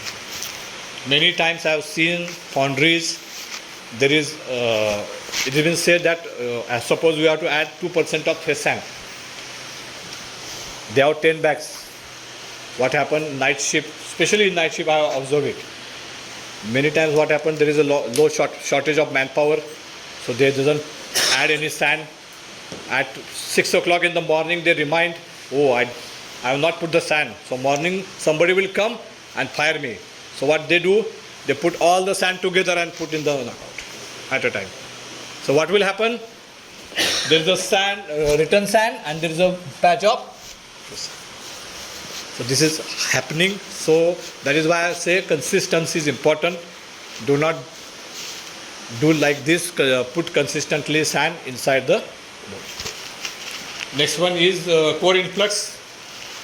This is another important factor, is core influx. The core sand which is going inside the your system is also important. You have to measure it. Most of the time we are not measuring it. What is my core influx for the day? How much percent I am adding in the form of core inside the sand system. There is one more very important factor that need to be addressed, is when we add core, we put in the core. It is normally say that as we have a core item, we cannot add fresh sand. This is a response or the comments from many foundrymen. We are adding core sand. The core sand addition is more, so we are not going for new sand, because already core sand is going. This is what the response coming from the foundryman, but it is totally wrong, because the core sand which is getting added is not your fresh sand. It is a sand with binder, with amine, with chemicals. So the pH value of that sand is much higher. If that sand is not diluted, your overall system pH will also get affected. And if it is getting affected, you are having issues like sand drop, sand fusion, scabbing. So it is very important when you are adding coarse sand, you must add fresh sand also to dilute that pH. Normally people does exactly opposite. So that is why I am sharing it with you. Next, sand to metal ratio, we already talked about it. Pouring temperature, it should be optimized. Cooling time or knockout time is to be maintained. Correct? For your high pressure line, it is already maintained. You can't do anything on that. Alpha line, you can little bit play with. You can early knockout or late knockout, you can decide. But high pressure, you don't have any choice. It will come as per its round. Number of tons per day, you already discussed. We total sand volume in the system that we discussed. Clay ball formation, that is oolitics sand rain. There's a clay content on the sand. Oolitics will different separate slide will be there. We'll discuss in that slide again. Sand going out. This is very important.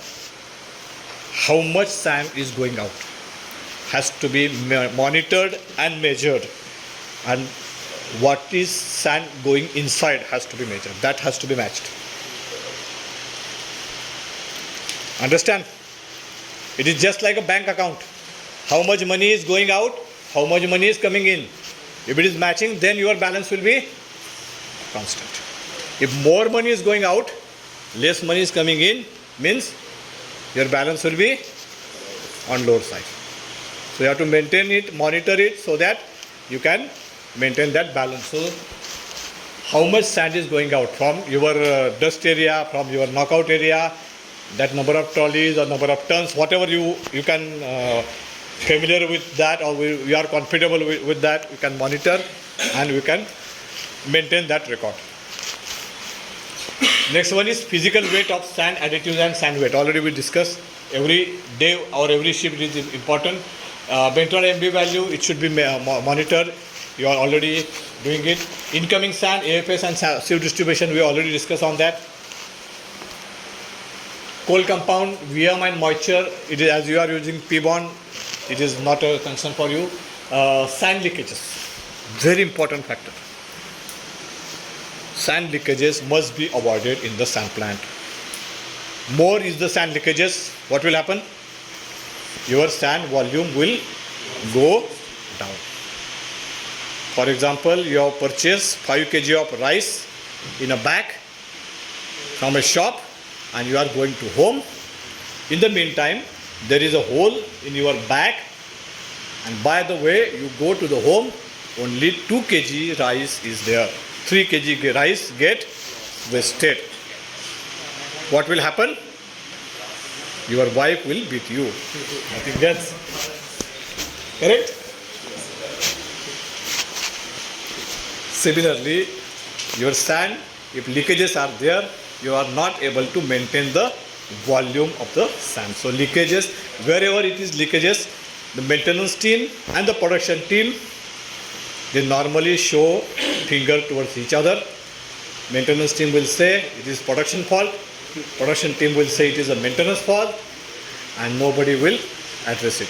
So it should not be there. They should come together, find a solution, find a ways to address that issue and to reduce the leakages. So leakages, avoiding leakages is very important. Next, sand cooler maintenance. Do not buy sand cooler. Already we discussed on that. Do not add or reduce more than. This is another important factor. I think you have made that mistake. Any given time, do not add or reduce more than 0.5 kgs of bentonite or coal bond or P bond, whatever you are adding. Do not add or reduce more than or less than 0.5 kg. You were running 6 kg, you maximum go to 6.5 or 5.5 at a time. Observe for 1 day and then do one. If you make 5 to 10 or 5 to 7 or 5 to 9, it has a direct or shock effect on your sand system. For example, you are eating 2 roti per day. Suddenly sir has given a party and you find there is a good food in front of you and you eat 5 roti. What will happen? Instead of 2 roti, you eat 5 roti because it was a free given by sir, so it is free and it is nice, delicious with your friends. With music is going on, you eat 5 roti. What will happen next day? You will not come to the office, you go to doctor. So similarly, if you increase it more than that, the shock will happen and your system will get affected badly. So do not do that. It should be the same thing we have discussed in magnesium also. Do not add or increase or reduce magnesium more than or less than 0.5 kg. वहाँ पर भी आप 7 kilo से एकदम 5 kilo के ऊपर नहीं आ सकते हो. You 7 kg, you do it 6.5 or 6.8. You observe 2-3 heats, check the nodularity, check the residual magnesium, and then again reduce it. So step by step. Your ISO, correct? In ISO, the previous ISO, long back, I think 2004 version, it was called as a continuous improvement. This kind of diagram was there. Agreed? So it is called as a continuous improvement. Now it is not a continuous improvement, it is called as continual improvement. So what is there? You gradually increase, you stabilize on that, again you gradually increase, you stabilize on that, again you gradually increase. So that if this is happen, the way you go up, way you come down. Directly from 0 to 0. Here, as a stability, you can at least maintain this level. This is the benefit. So whatever in sand, it has been said by one of the experts in sand, less is best. What do you say? In sand, all the things, less is best. You go for higher GCS, less is always best in sand. This has been said by one of the sand experts at the moment in India. I will not take his name, but this is what he is saying.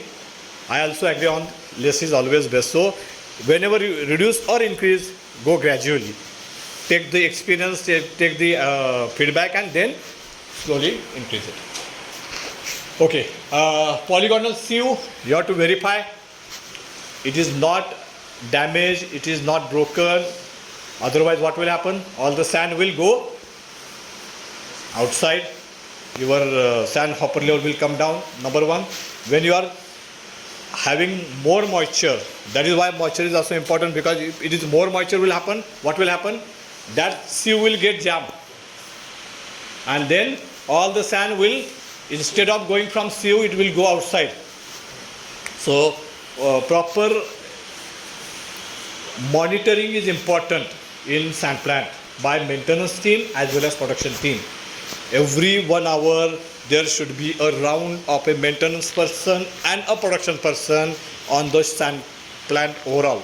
Sand sewer, then your knockout, your cooler, all the belts, wherever the magnetic separator, you have to verify all the things are, all the motors are, all the belts are running properly or not. Sometime what happen? Something gets break down or shut down, something gets fall down, and whole system gets the sand accumulated there, and you will find after 3 hours or 4 hours there's a heap of sand has been there, overall breakdown, and your plant will be shut down for 8 hours. This is what is happening. So constant monitoring on sand plant is important. That has the responsibility of maintenance as well as production. I am not only pointing towards maintenance, it is the production of both. Both should focus on this thing. Next, when polygonal sieve, mesh size is important. It should be around 6 to 8 mm. It should not be less, should not be more. If it is less, what will happen? It will get jammed and all the sand will go outside. So hopper level will go down. If it is more, then your lumps will fall from the the sand distribution, then metal will go from that hole, the core lumps will go from the hole, and it will damage your mixer blade or mixer bottom. So this is very important to maintain that 6 to 8 mm size. What we are maintaining right now? 6 mm. Absolutely. Only I think Sinto Bharat is using 10 mm. As per my knowledge, they are using 10 mm. But they say that they have some added advantage because they have double coating of layer. Take 1 kg of return sand and pass through 1700 of yesterday weight. Do this exercise, and the retention on that should be less than 5%. Below 3% is excellent, 3 to 5% is good, above 5% is bad. So what it gives? It gives you lumps formation. Lumps formation means oolitics, means more clay on your sand grain. Avoid leakage in sand mixer door. Yes, I talked in the morning to you. If it is not properly closed, slowly some sand will get depositing from the mixer. That is wet, that is dry sand. And that dry sand may get mixed in the molding sand, and if that particular sand come in your cavity, you may face some issues. So that has to be avoided. This is again a negligence point. Nobody look after this. So it is very important to look after this periodically. Next, oolitics. We talk about oolitics. What is oolitics? Is nothing but a covering of bentonite on sand grain. This is what we have discussed. Covering of bentonite on sand grain. It is hard and sintered shell. Hard and sintered. That is why it absorbs moisture. It absorbs moisture.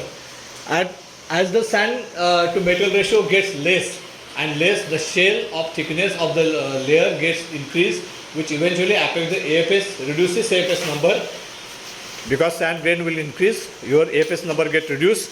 Like this, it will happen to affect your surface finish, and it also demands more moisture. So controlling the sand to metal ratio is important to maintain this AFS number. Also, oolitic absorbs more water, which is free water. Sand ball from coming out of polygonal sieve are containing oolitics. So that is why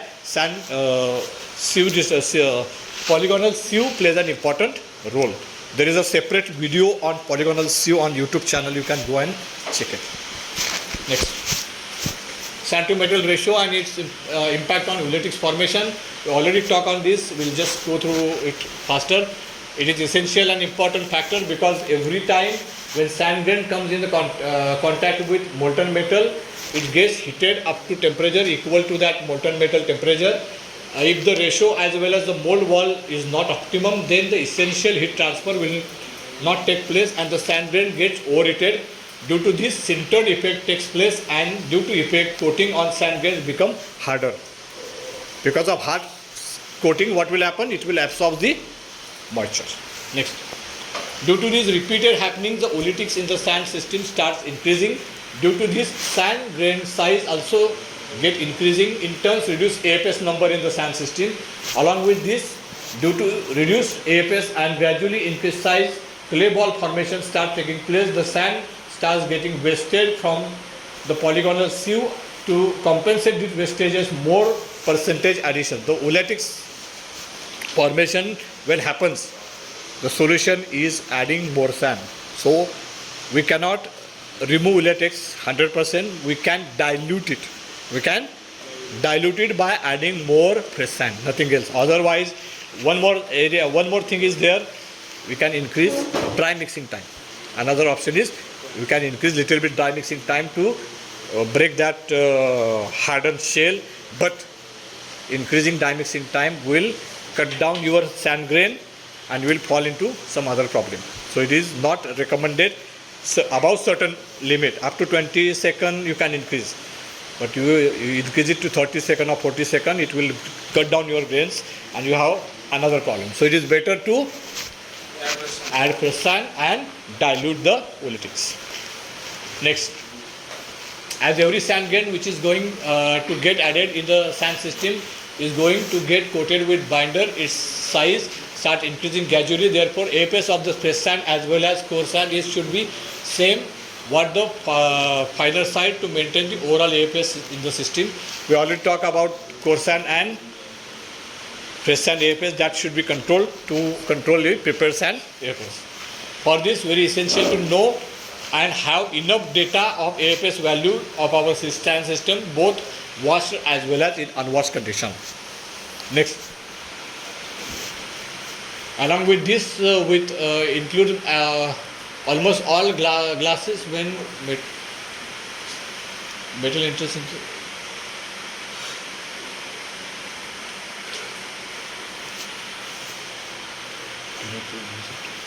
So when gases are being generated, when molten metal come in the contact with the sand, the gases have been generated. These gases, the explosion of hydrogen damages the carbon monoxide film. Explosion, what will happen?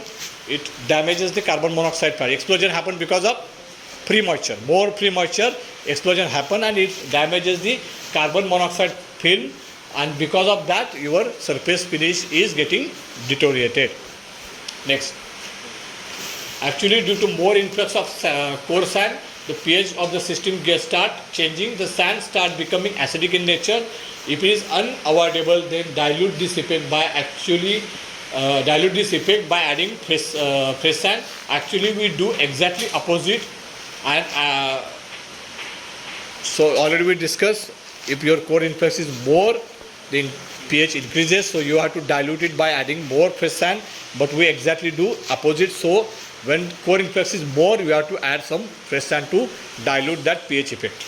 Next, peel-off. What are the areas to improve the peel-off of the casting? First one is your clay content. If your clay content is very high, especially dead clay and active clay, your peel-off will be bad. It is on higher side. The more sand sticking will be there. Number two, high compaction. More compaction, then it will be, peel-off will be not good. Deep pocket. This is a heavy deep pocket.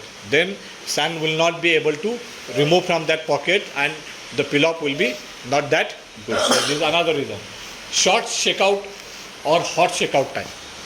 Your hot knockout, or you have keep this mold for 2 hours, 2 days, then shakeout properties will change and you will not get good required peel-off. Very high dry compression or hot strain. This is where we call it WTS. So WTS should be properly maintained. Flat casting with deep channels type design like textile frame. Longer casting. It will not retaining. It will retain the sand. It will not fall down. So the peel-off of those casting will be not good. So these are some of the reasons for the peel-off.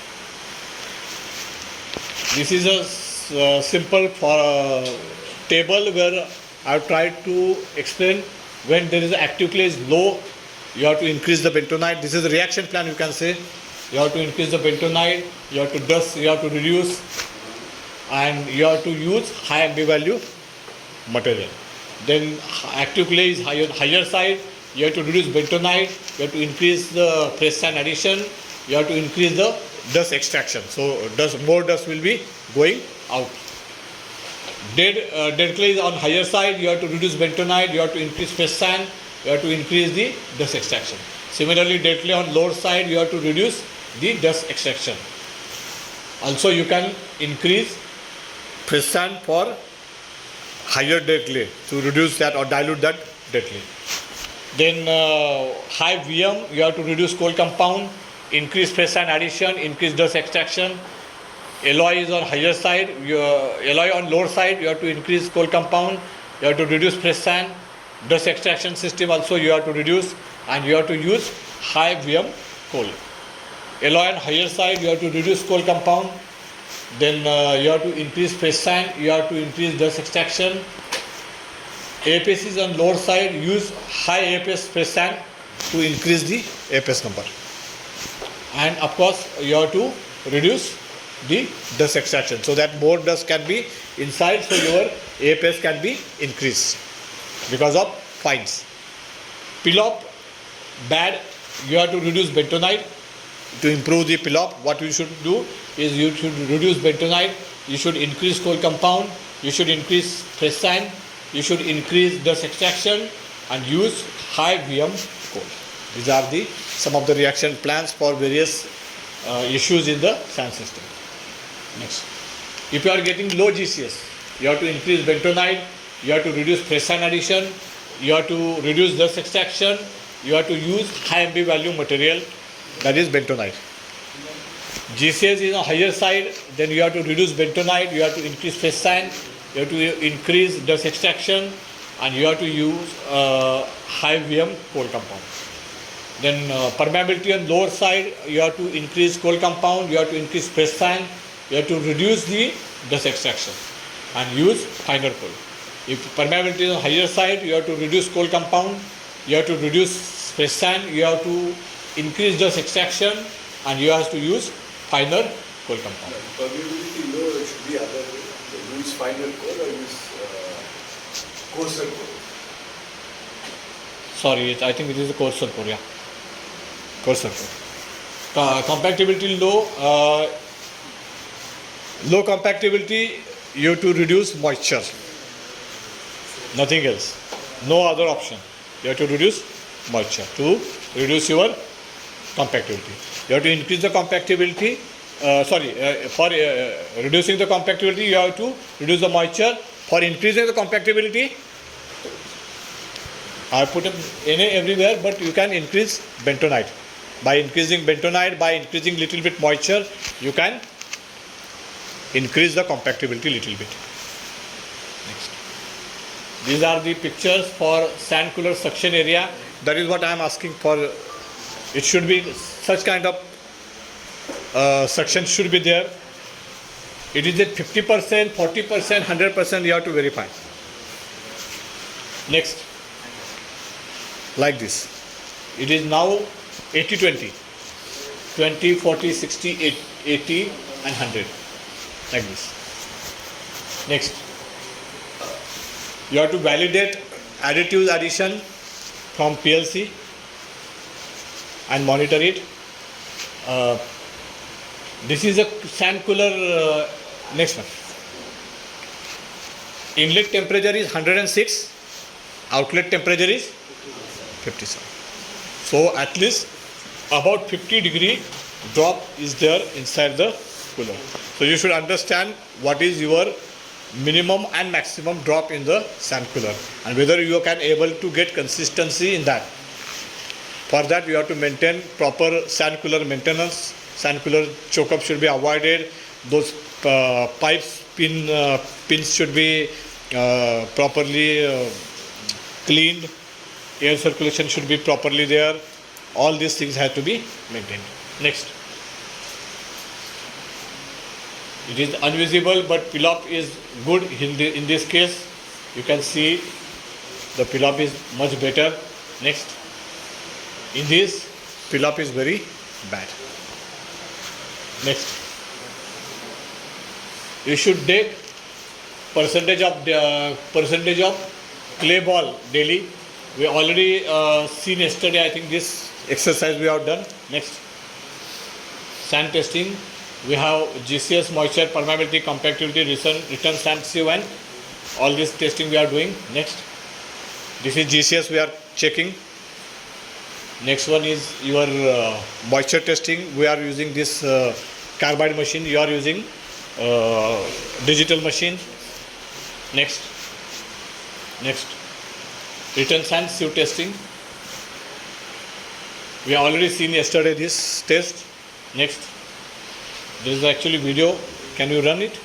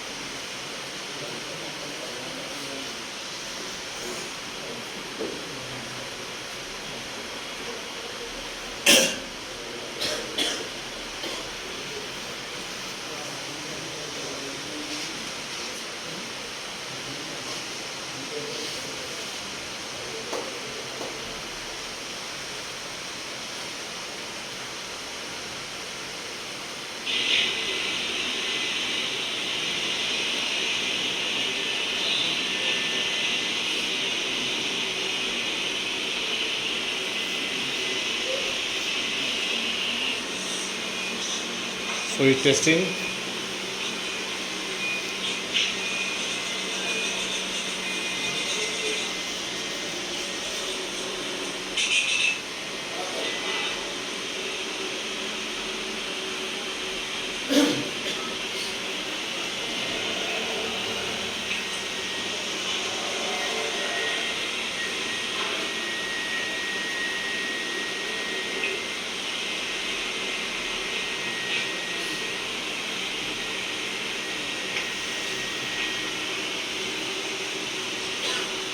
So it is 16.95.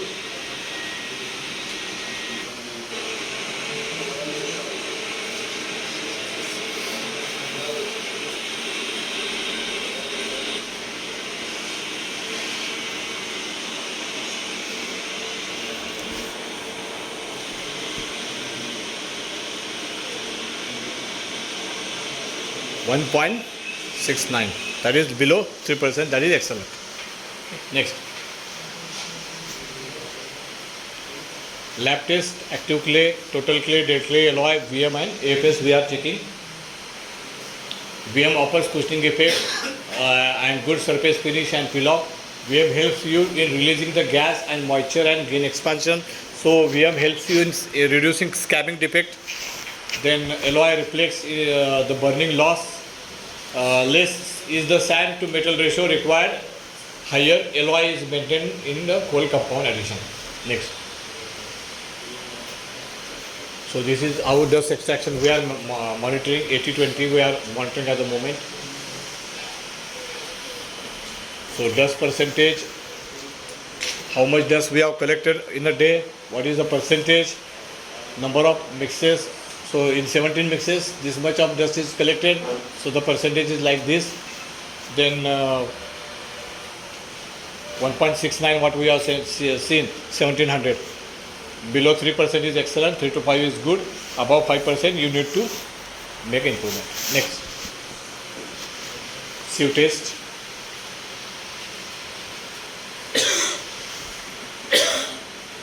I think this is the bentonite test. I think this is a video.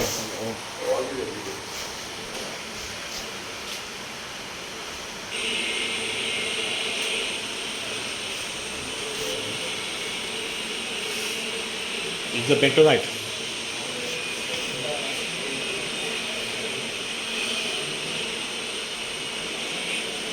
We are trying to understand the roughness of the bentonite, whether the bentonite is rough or fine.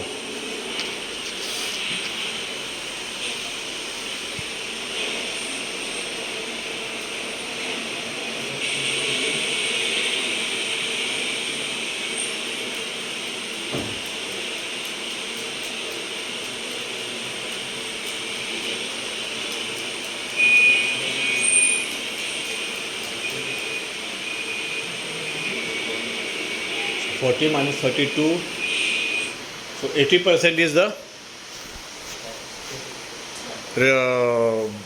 what we say not written. It has been disposed from the passing through the sieve. Yeah. What is the sieve? Can you go back? I think it is 75 micron. Sieve opening. 75 micron. 75 micron. But it is bentonite. It may not be applicable to your P-bond. I don't know. That you have to verify. You have to check and you verify. 2-3 batches you can verify, you will understand. Next. I think this is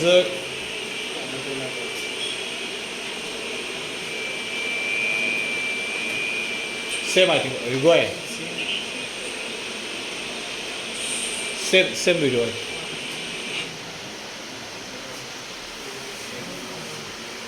In coal compound, we check fixed carbon, VM, ash, VM cake and mesh retention test. Next, take mesh retention test is done in coal compound. That is 50 gram of coal compound, put in 212 mesh and check retention. It should be 6 to 15%. Above 15% means there is a more sawdust. This problem we have faced. That is why we have invented this test with the help of one of the supplier in coal pond. When retention is more, means what will happen? The coarseness will be more. When coarseness will be more? When they will add more sawdust in the coal compound to get VM. So that 50 above 15% is more sawdust, which will ask for more moisture. Sawdust is nothing but लकड़ी का भूसा. It will ask for moisture demand. Moisture increase करेगा तो it will give sand fusion का effect देगा, BH देगा, rough surface finish देगा. All these effect will be going to be there. Next. So 50 gram coal dust from 200 mesh, 55% retention. You can see here whited spot, that is coal sawdust, wooden saw. You can see. Next. And here 62% retention. There is less sawdust. So this material is good or better than previous material. Next. I was talking about this yesterday. Yesterday I was not able to find the picture. Now it is there. You have to keep like this only, because otherwise this will get heated and your alloy will not be right. So you have to use this tray. Next. When you check, you will find like this. What will you find? Like this, or you get in a powder, or you'll get a cake. You get a cake.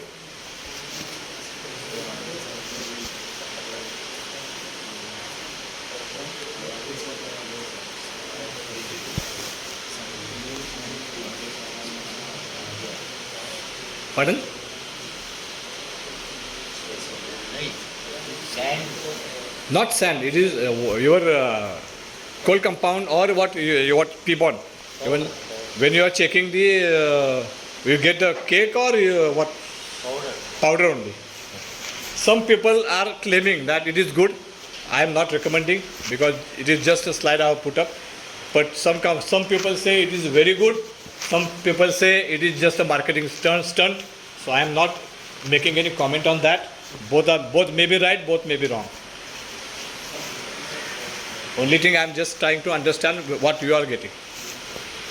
VM cake, checking VM, you need to check the height of the cake. Developed, it should be 10 to 12 mm in height.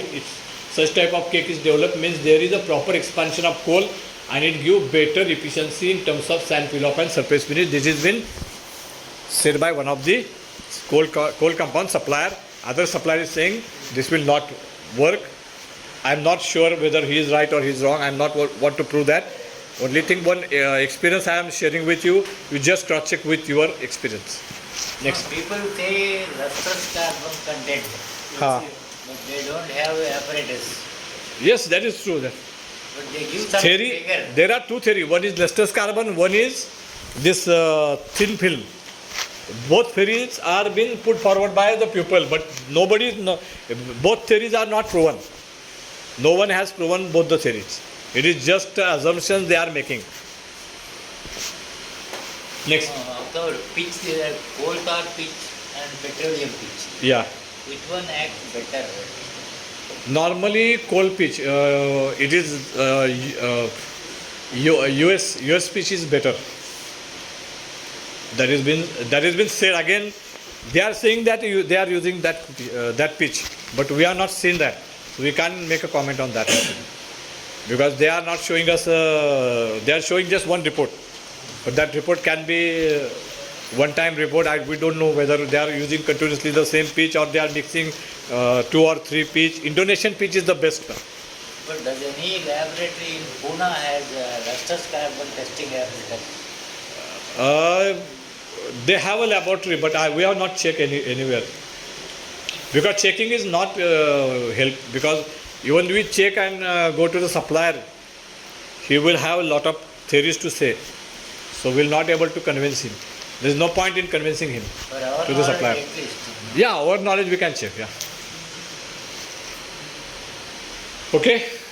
This is from my side. Any questions?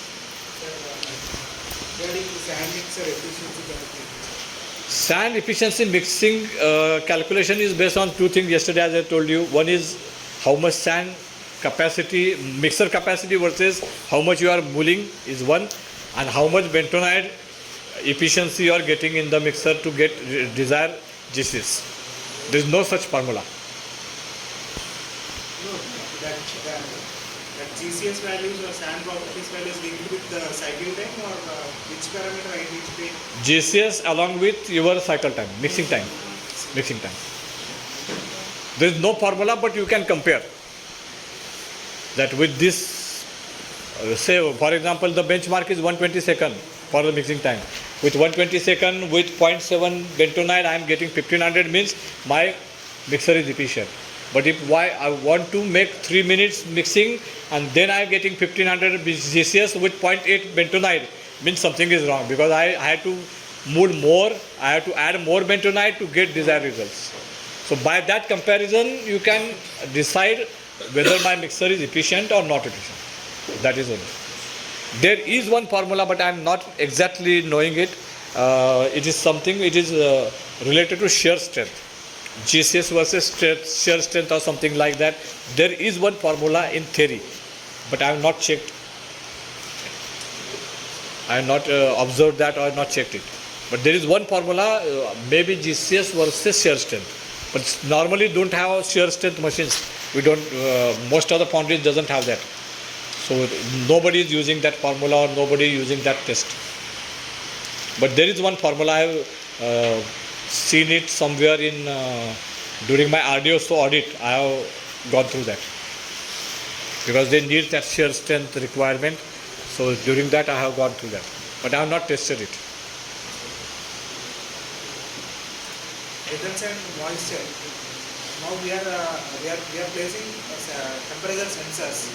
But what is the condition getting the results and moisture up to 1.5 to 2 with respect to temperature sensor? Condition means? Now we want to change the spraying unit from bottom side to top side. Now after the sand cooler only we want to place it. After the sand cooler, sand temperature was less than what we before the... After sand cooler, you do not go for any temperature sensor. You directly spray. Because there will be only one spray will in that particular space, and if you go on temperature, it will not help, because you have to retain the moisture. So you go on continuing adding the moisture there. The temperature sense, what we are doing right now at the bottom, you continue with that.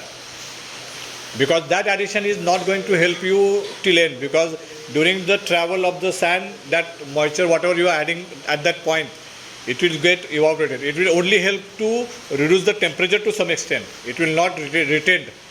That moisture will not get retained.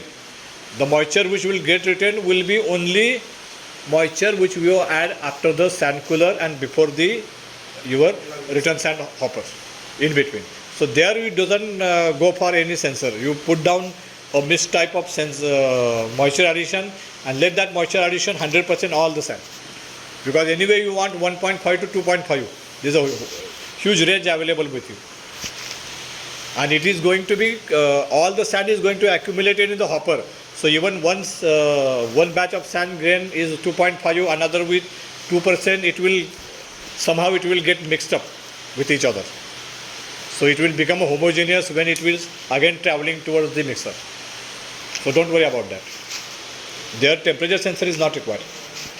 Only thing you have to add moisture to retain it.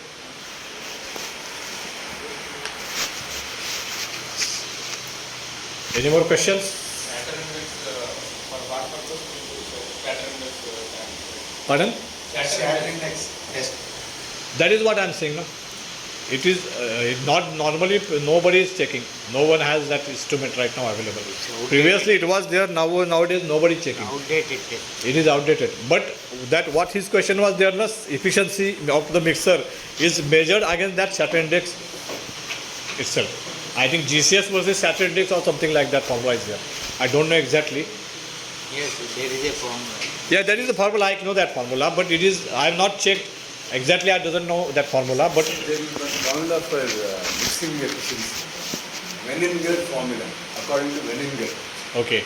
What is that? Efficiency curve is. Basically, working bentonite divided by available bentonite into 100. This is the durability. This is called, what we are talking is the durability. Sand It is mixer a, efficiency.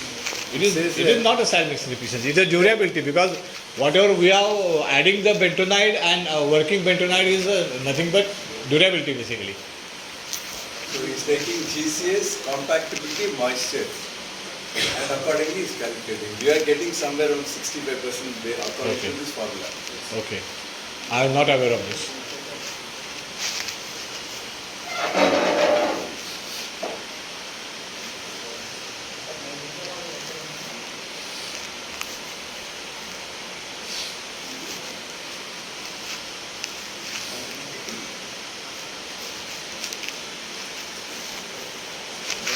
Exactly how it is measured as difference between Active clay and total clay.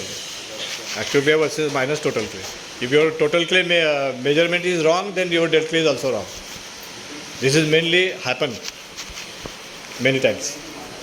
Person make a mistake in calculating total clay, and that is why dead clay is very. We see yesterday 1.5. That is because of that only.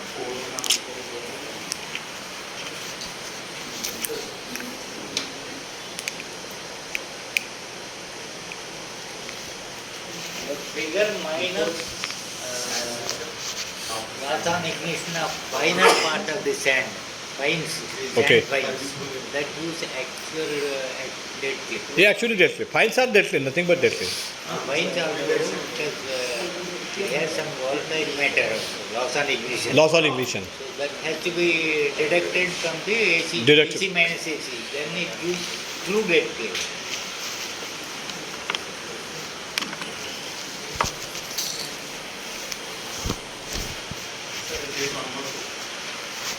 Before sand mixer, after sand sand, the prepared sand temperature.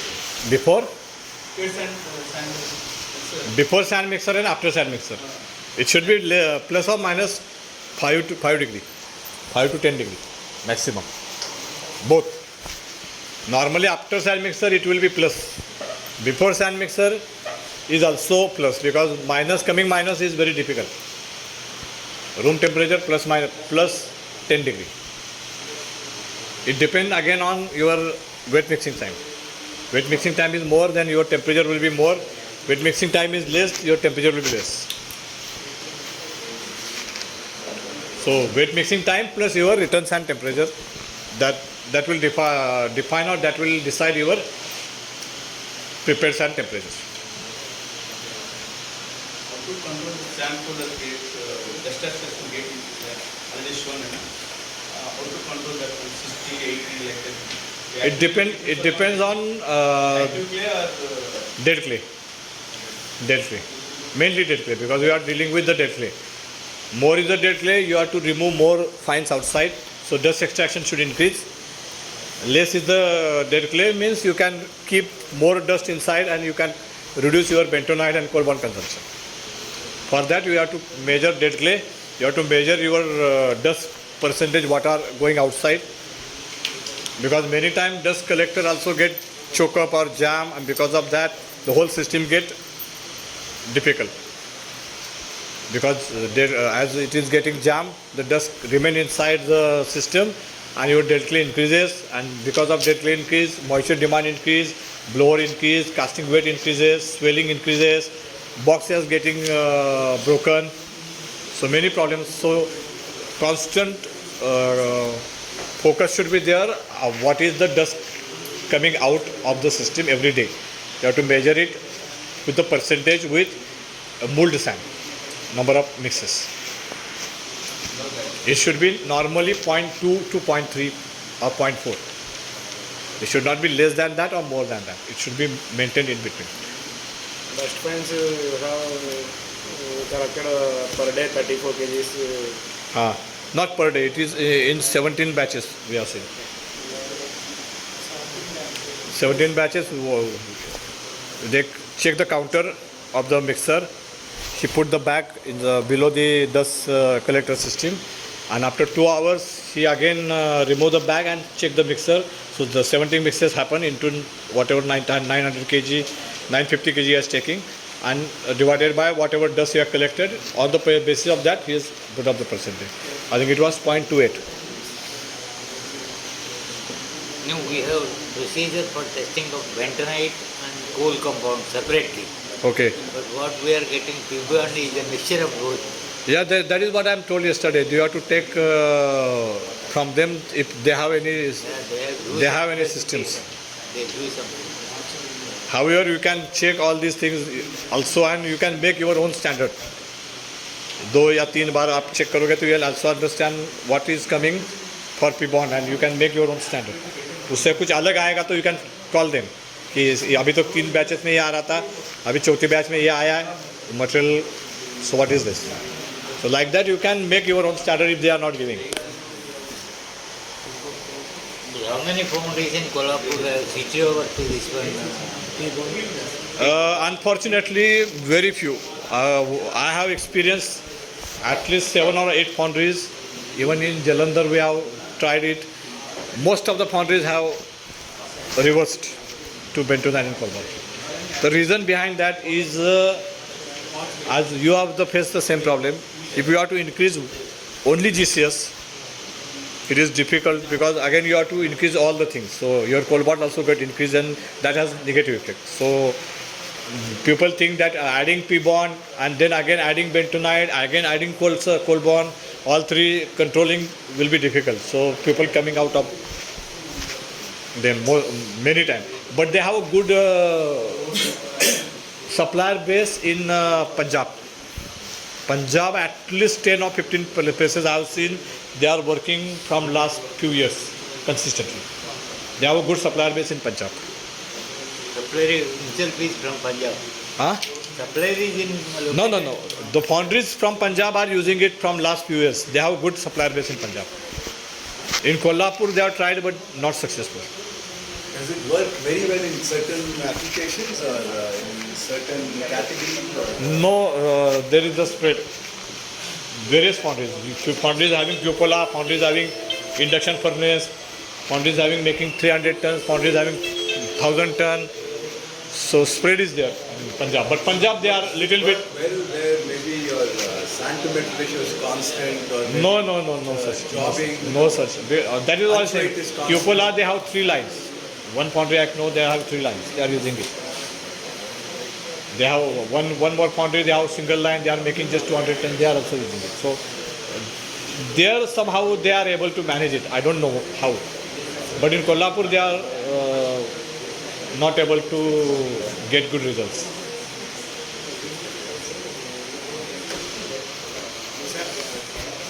In our system, we have before the sand cooler, we have a water spraying system. We did water spraying in that. We measure the moisture in that belt temperature at that particular point. So we get some 4.5, some moisture is there. We add the water addition, spraying it. After the cooler, we check the moisture content, moisture value. That 2.5 moisture will reduce it to 1.5, less than that value you are getting. So how this will happen, sir, in the sand cooler? So how we do that? Air is flowing. Air is flowing now. Air is flowing. That is why it is the moisture. Carrying out the moisture. Evaporative cooling. And because of that only your temperature gets down. Otherwise there is no chance of temperature getting down. That is technically called evaporative cooling. Water plus air. Water cooling like a furnace. Coil is there. That is also very important factor. Nobody is looking after that. This water which is flowing through that cooler, what is the inlet temperature and what is the outlet temperature? That has to be maintained 15 to 20 degree maximum. Inlet temperature should be maximum 15 degree. It should not be go above say 15 degree. If it is more than 15 degree, the cooling will not happen.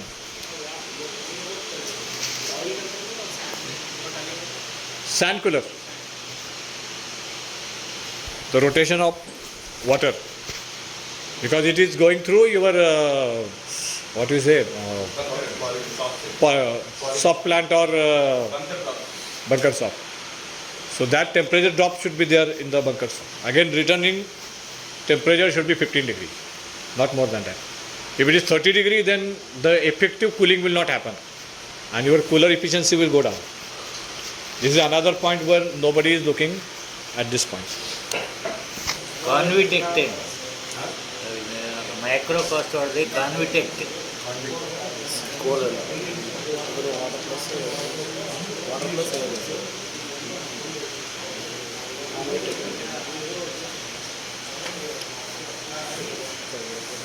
Then in our sand mixer, we have an option of pre-addition of water that will come along with the vendor and return sand at the time of coming of return sand and vendor and time. Is it useful for us? Not sure. I'm not aware of it because nobody is using it. What they have given the provision means they have some idea. You have to talk to Irish people only. Because I have not seen dry. It is a dry mixing. It is name is itself is dry mixing. So it means there will be no dry mixing. There will be wet mixing only. Not fully of water, sir. It will take Even some water will also. It is not a dry mixing. No, water will be there. So maybe they are expecting that activation should start from there itself. Maybe, but whether it will helpful or not, we can't say. You can try with 1 or 2 batches also. Whether it will improve your GCS.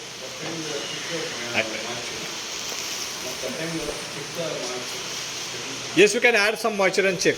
If the provision is there, you can add. No, you can check couple of batches like this. Today we are done, and based on that, you can discuss with those people before you go ahead because it is a totally new concept for me. Is RO water preferable than groundwater? Absolutely, because boring water have pH value is different, their conductivity is different. So better is the water, the activation will be better. Chillington, we got same for RO and Both. Yes, sir. Okay. Same only. 58 seconds, 60 seconds. So there is no effect on that.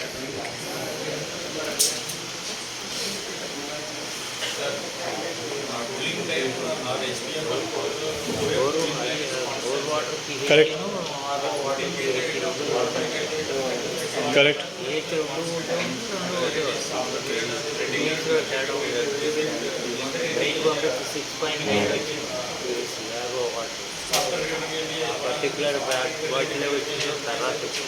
Correct. We have minimum 40 minutes. It is sufficient for the software plant as well. It is 40 minutes. 40 minutes is okay, no problem. 40 minutes is okay, no problem. After period, we are not getting that much hardness and flow rate. No, 40 minutes is okay. Anything about 35 to 40 minutes is okay, no issue. With whatever you did, 400 by 15 or 500 by 7 doesn't matter.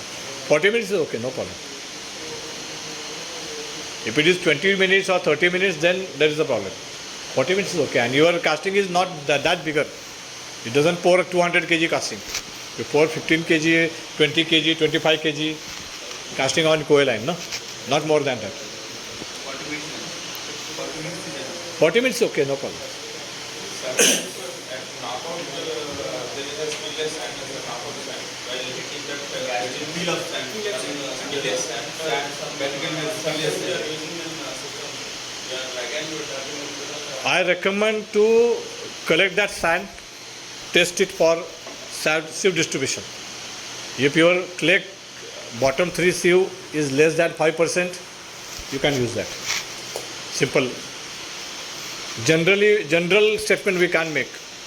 You have to check that sand, you have to verify whether your distribution matches. Same for prepared sand also, sir. Any spillage sand, whatever spillage sand in the foundry is available, you check the AFS sieve distribution. If it matches with your regular requirement, then you put in the system. Otherwise, you destroy it and set outside. As simple as that. Even knockout, sometime knockout, you are cutting the riser, the sand is around you. You have to collect that sand, you have to make a homogeneous and take one sample, check it. If it is okay, you can put it in the system.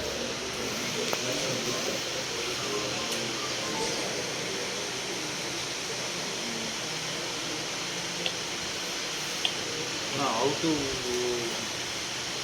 find out whether that sand removed from the casting, peeled off from the casting, beyond knockout, can it be used in... That is what I am saying. You have to check the sieve distribution. If the fines are is within control, you can use it. No issue. Only thing is fines. Fine is more than your dead clay will get increased. Apart from that active clay in that, then volatile matter, All will go because if dead clay is more, fines are more, then your system will get hampered. they, Some active clay will be there, definitely will be there, but dead clay is important. but we are adding new sand, no? Some sand has to be thrown out. So that is the best sand to throw. Yeah, that is true. Our major issue for disposal of sand and the dust collected by the construction system and short gas. Any suggestions? It's very easy. We can use any road construction, any. As I told you yesterday, the transportation of casting from knockout to that area, if it is in the trolley or that has to be improved. If it is on the road itself, then sand will get accumulated on place like that, and it will remain on the floor. If it has been in the trolley, you can collect that sand from the trolley and either dispose or put in the knockout itself. So it will remain on one place. If it is in scattered condition, you are putting here one casting, you are making here another casting, here making another casting, then it will get scattered. So you have to define that area first, you have to define that transportation of casting, and then this issue will slowly coming to your control. Right now I think it is because of scatteredness is there, it is going everywhere. That is what I feel. I think the question is how to dispose of the PS sand or sandpit sand. You have to give to outside somewhere because there is no other option. You don't have here reclamation or like that facilities available. So either you have to put into the new construction or road making or some area where they want to fill up the land in new building or new projects. These are the basic options. Construction also only for filling. Construction, even bricks are being made in Kolhapur and Coimbatore also. They are making bricks. So that is another option. But Dust will be taken. huh? Dust will be taken. Dust will be taken as well as sand also they take. Sand also they take for the brick making. They use the sand also. They are making pavers, Pavement blocks. But in your area, I don't know whether these facilities are available. In Kolhapur area or in Foundry area, these facilities are available. We have a reclamation plan by Chevrolet Manufacturer Association. So we can give our old sand to them. They reclaim it mechanically and chemically, and they give us back the remaining sand, around 80% sand, which we can use for core making or as a fresh sand. When meteorite coal dust additives are being used in sand mixing, we used to observe bluish tinge on the coldest surface of the casting. Yes. Bluish tinge. Yes. Is it due to this volatile matter? Because of more carbonation material and volatile matter, higher volatile matter. But it is not recommended.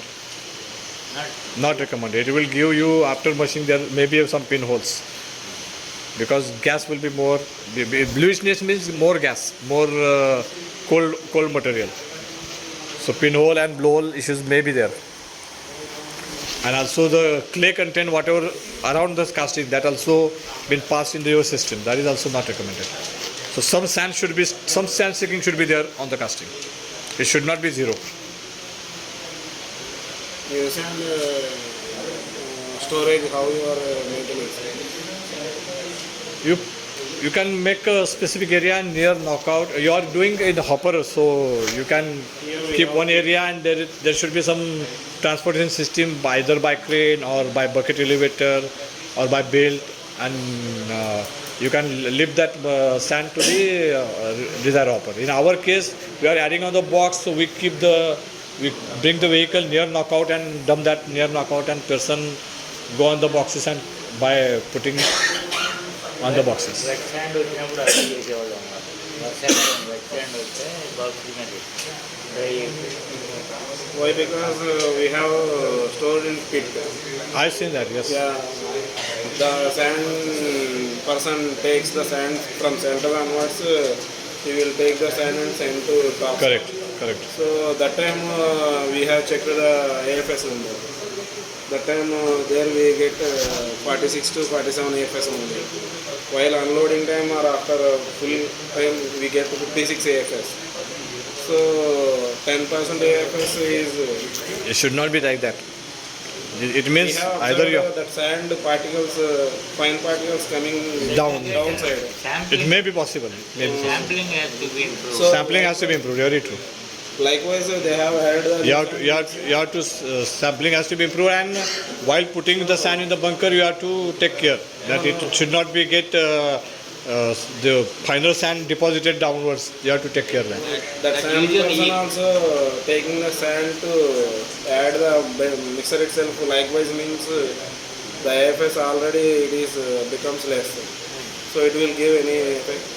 It will give effect definitely. During transportation also some segregation takes Some place. segregation takes Take a sample from the top. From one, you have to take the sample from various area. Yeah, yeah, 5-6 places and some You have to depth mix also- it and then homogeneous, and then redraw the sample. Method to store the new sand. So, Pardon? what is the right method to store the new sand? There is no such right method. It depends on foundry to foundry. You can anywhere we are also unloading the sand vehicle similar way, like you do, and use it. Somewhere it is getting smaller particles and somewhere larger particles like that. It's how you unload it. It depends on that. segregation. Segregation you have to avoid. We'll break for a small tea break and after we just continue one more post-shop presentation. Take a small break. So, ఒకసారి చూడు ఉందా ready Let's go in 10 minutes. ఎక్కువసేపు